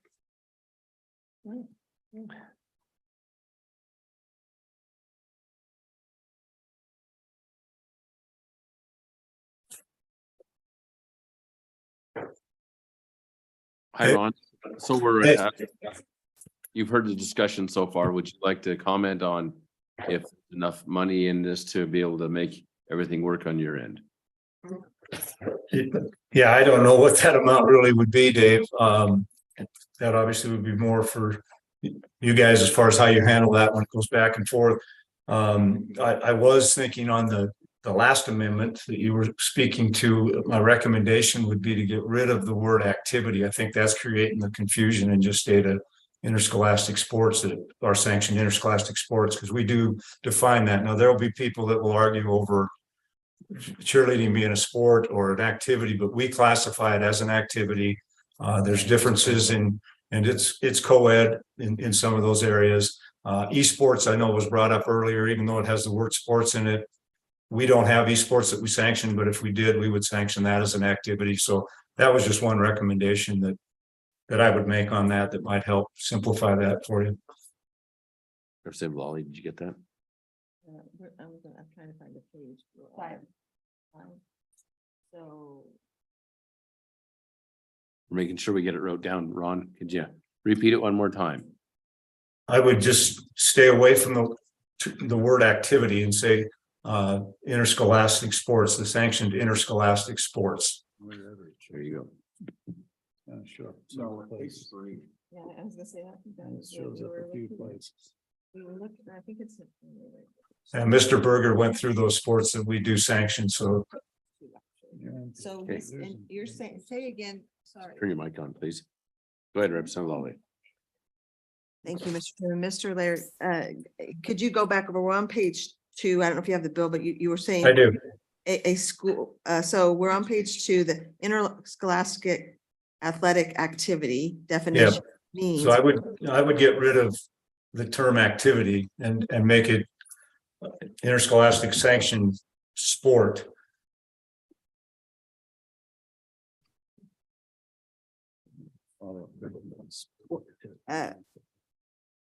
In an athletic. There's kind of a, The term activity, I think, is what's creating the confusion for you, in my opinion, but yes, I agree, but I think that using the word interscholastic to define interscholastic might be problematic from an English teacher's point of okay, view. yeah, that's fine. Yeah, go ahead. We did interscholastic athletic activity means that a student represents the student school in a WHSAA sanctioned sport. Yes. Okay. All right. Thank you. Yep. Hey, Ron, we got a couple more questions. Go ahead, Representative Obermuller. Thank you, Mr. Chairman. I want to roll back to your earlier testimony regarding cases brought before you in this area of transgender athletes and complaints. Can you repeat what you said about that issue? Go ahead, Ron. Well, we've had, I believe, if it's a statement I made before, we have had, this policy has been in place since 2014 is when we adopted it. We have had schools that have said no to students that have come in and asked to participate. Mostly male to female, obviously, is the one that everybody's concerned with. And we've had no appeals on that side. And we've had schools that have approved some of those male to female requests. And we have had no appeals up to this point from that side as well. Thank you very much for that clarification. Yes, thank you. Representative Parenza, do you have a question? Thank you, Mr. Chairman. Yeah, I have a couple questions for him. There was another definition on page 5 that seems kind of similar. So line 16, we define interscholastic activity means an activity in which a student represents the student school in the activity in competition against another school.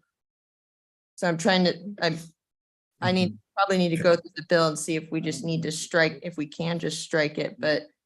Okay, or you could possibly go interscholastic athletic activity means an athletic activity in which the student represents the student school in an athletic activity in competition against another school, something along those lines, to where you're getting the term athletic in there.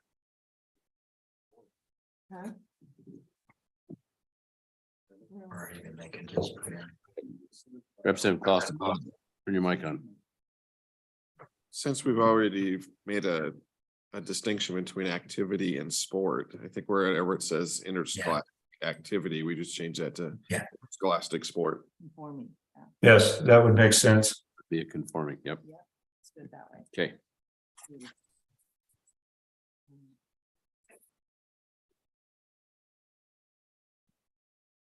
Representative Provenza, go ahead. Thank you, Mr. Chairman. And to the appeal process does this bill create a appeal procedure for students who maybe disagree with the findings or any, I guess, other folks?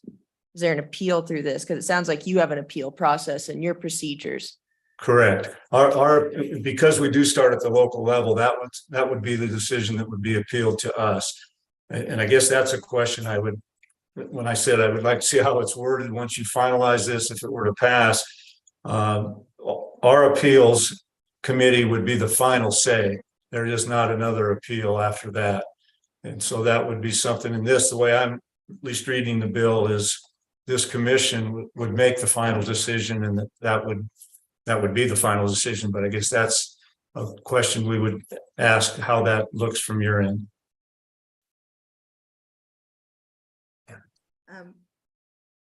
Representative Lawley, go ahead. Thank you, Mr. Chairman. Mr. Laird, I think the way the bill is written, that it creates this commission which you oversee, and it outlines the commission very clearly, who participants, who kind of is objective, non-political group. They make the initial decisions, and you're correct, I believe, to assume that under your own operating procedures, that the appeal would be from that commission to you. I think is just because of, I mean, I'm not sure it's stated that clearly here, but you're operating it under your rules as a kind of an independent, and again, in place of the district or the school deciding, everything would go to the commission, I think is how this is conceptualized. And then as you have normal appeal processes, as you just described, if the district decided and I see your lawyer shaking his head, so I don't see that. The appeal would then be going, so that the appeal is built into your system. That's why putting you over it. Yeah. Okay.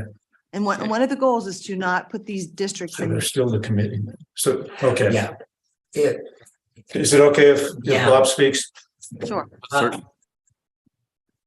Yeah, that's the way I see it. I think we'll have to do some modification with regard to our rules, but I concur to blend in with what's happening legislatively.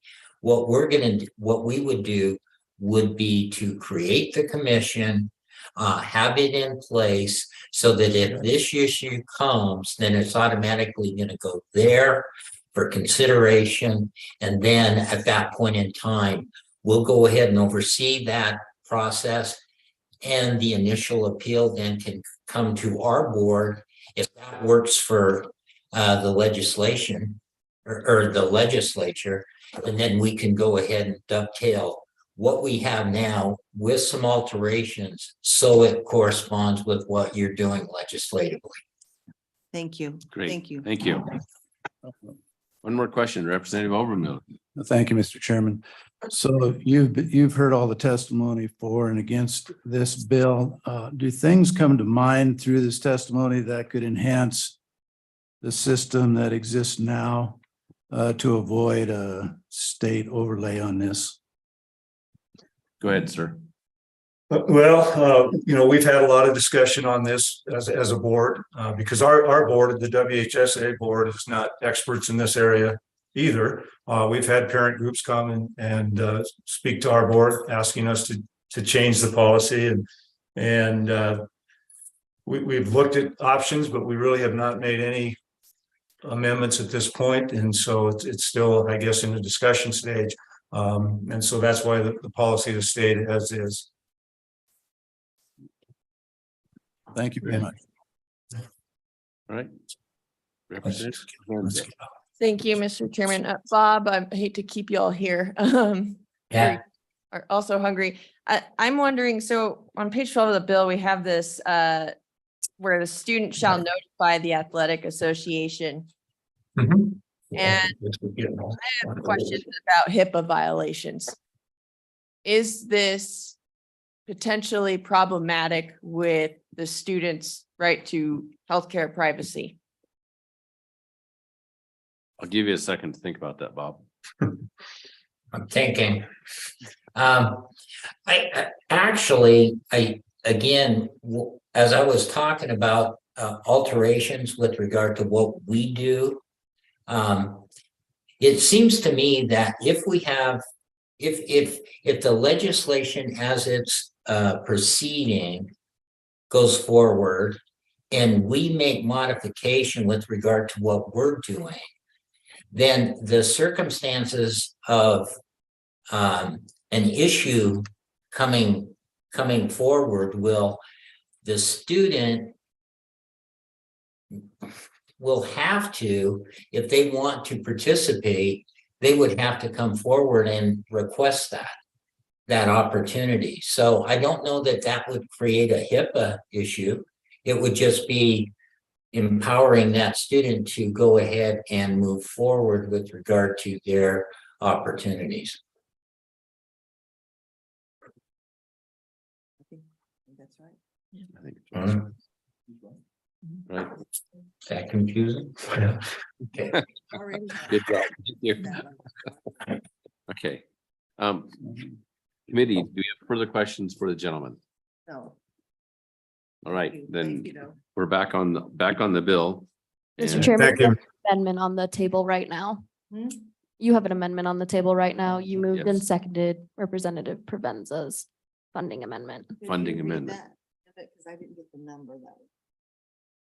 Amount of money. It was she just conceptually said that she would like to have $500,000 on the last page, 19 at line 22. Okay, so we're in the discussion on that.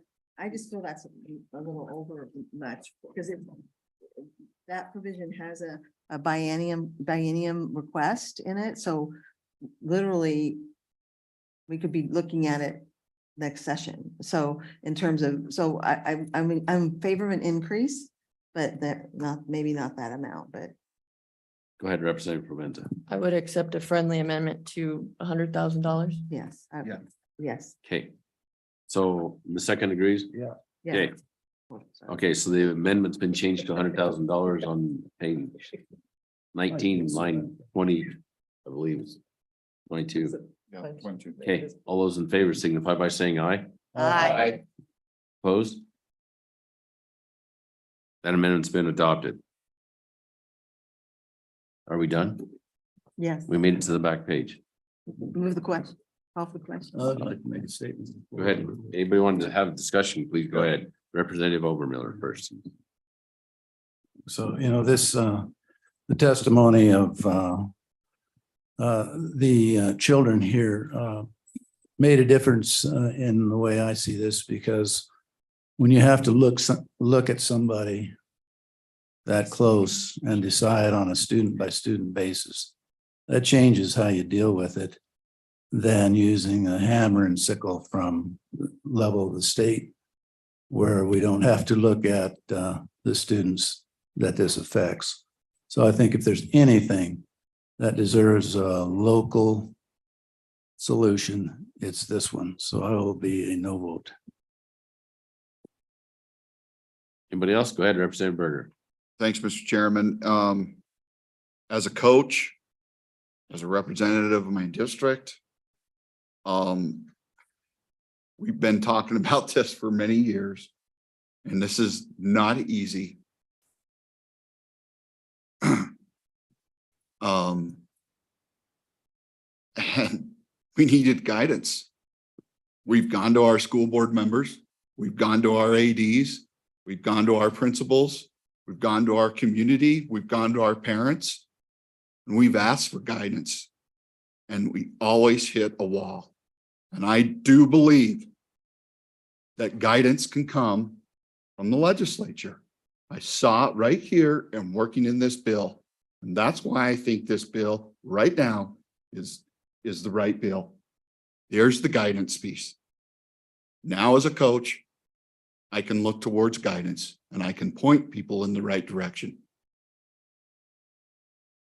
Go ahead, Representative Lawley. Thank you, Mr. Chairman. I am I'm going to be an eye on the bill, but I do want to say that it mattered that you were here. I hope that you see that we tried to take in some of what you said and tried to make some changes. And we're balancing some hard things here.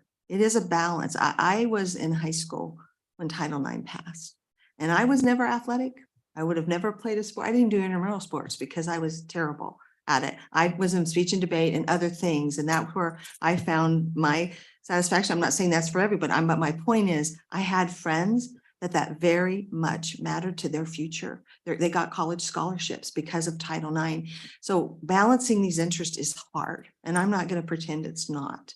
But for me, this protection of this lane for women's sports and all the investment that these girls and their families have made towards their opportunities to have scholarships in some cases where their family can't afford that. I think we're trying to balance that. So I just want to say that it's not easy though. And you're heard and I support greatly mental health for both sides of the equation. The person that mentioned, I don't remember who it was, that mental health for girls of this age is a huge issue, no matter which side you are on this particular issue. It's huge, and we do need to look at it, and that's something that I care greatly about. So, but I just feel we need to move forward and protect this lane in particular, and hopefully provide some other opportunities, even in a sports realm, for trans kids, and that they can participate and get the benefit of being on a sports team as well. Anybody else? I'm a special Berger, go ahead. Mr. Chairman, thanks. Last comment. I've been a coach for a lot of years, over 20 years, and now I'm in Special Olympics. And I welcome all of you to come see the true spirit of sport. We love that sport. We love the sports. We love the activities. It's a safe place for all. And I appreciate everybody comment today. It meant a lot. And I'm so proud of you, young people who came up and presented. Very proud of you. I guess my comment would be to the young people and to the parents that are here. I think you're more brave than most of us. So good job. Representative Lawley, or I'm sorry, Provenza, would you like to comment? Thank you, Mr. Chairman. I get called Representative Oakley a lot, but never Lawley. Never alone. Which considered a compliment. and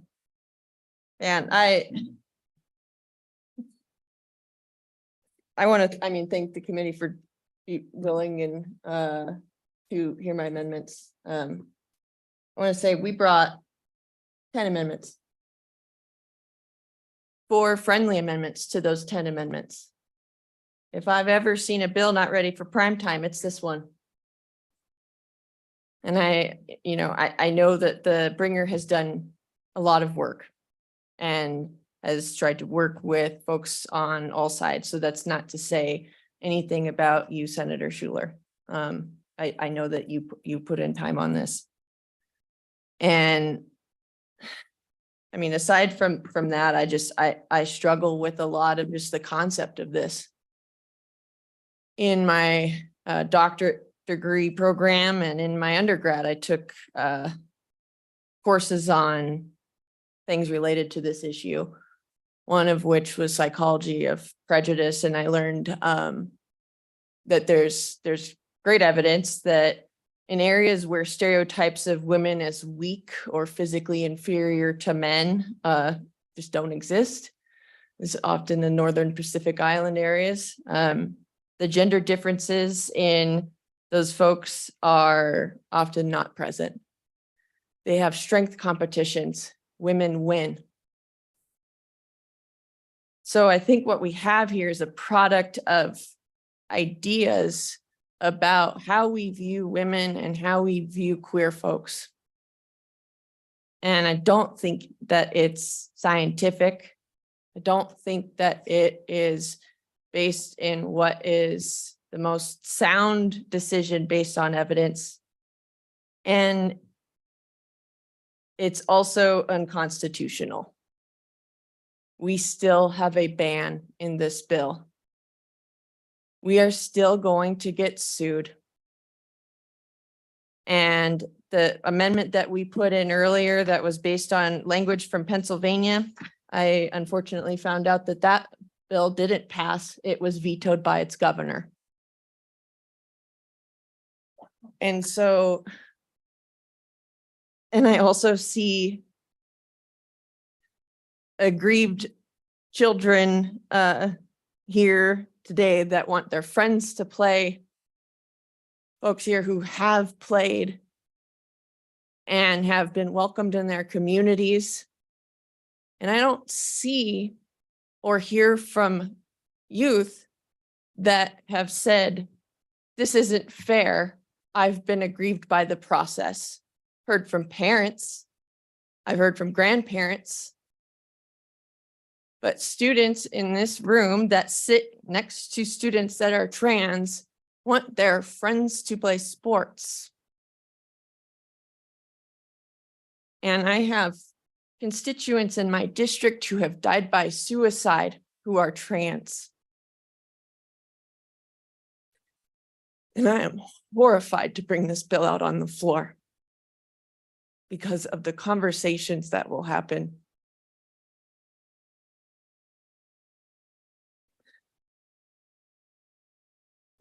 I hear we keep looking for guidance. We keep looking for guidance. And we haven't gotten that guidance or that solution yet from the current process that exists. But yet no one has appealed.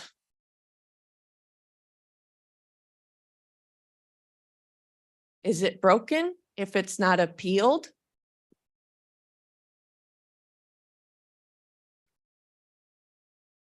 I think that there's a movement on a national level to do something about trans folks in sports. And I don't think, and I don't know that the bringer of the bill is, I don't want to suggest that she's a part of that. I think she brings this because she's had constituents bring this. So I don't want to peg you as bad guy, Senator Schuler. But I will say that there are people pushing for these ideas because they don't intend to stop here. And any infringement on the rights of a minority is an infringement on all of our rights. I heard this from Chief Justice Marshall Harlan, the great dissenter, who said, taking away the rights and privileges and the freedoms of, I think at the time, 6 million Black Americans it's not just them, it's the rest of our rights. And I'm afraid of the precedent that this sets. So I'm a no on this bill, and I hope that my colleagues will be as well. I think certainly if we need to look for solutions, I think an interim topic is where to do it.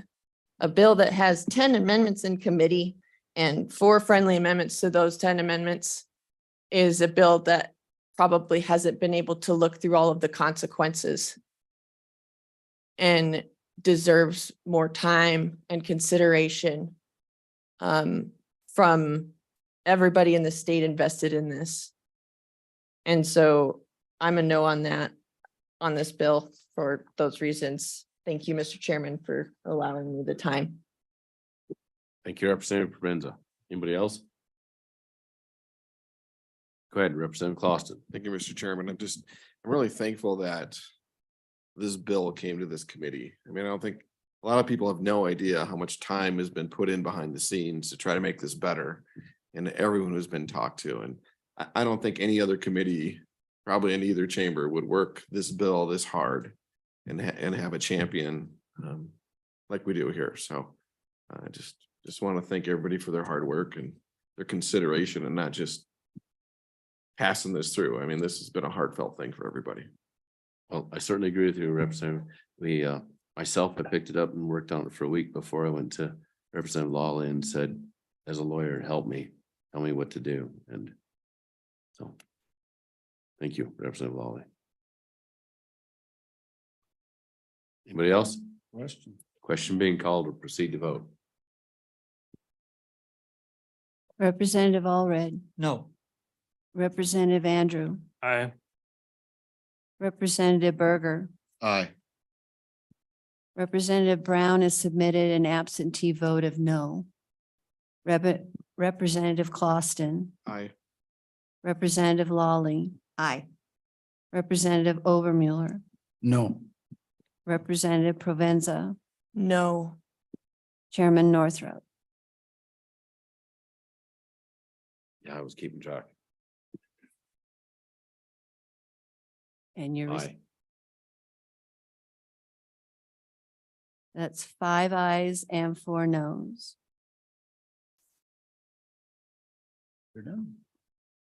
Right. I want to thank everybody. It's been a tough meeting. Thank you. We're adjourned.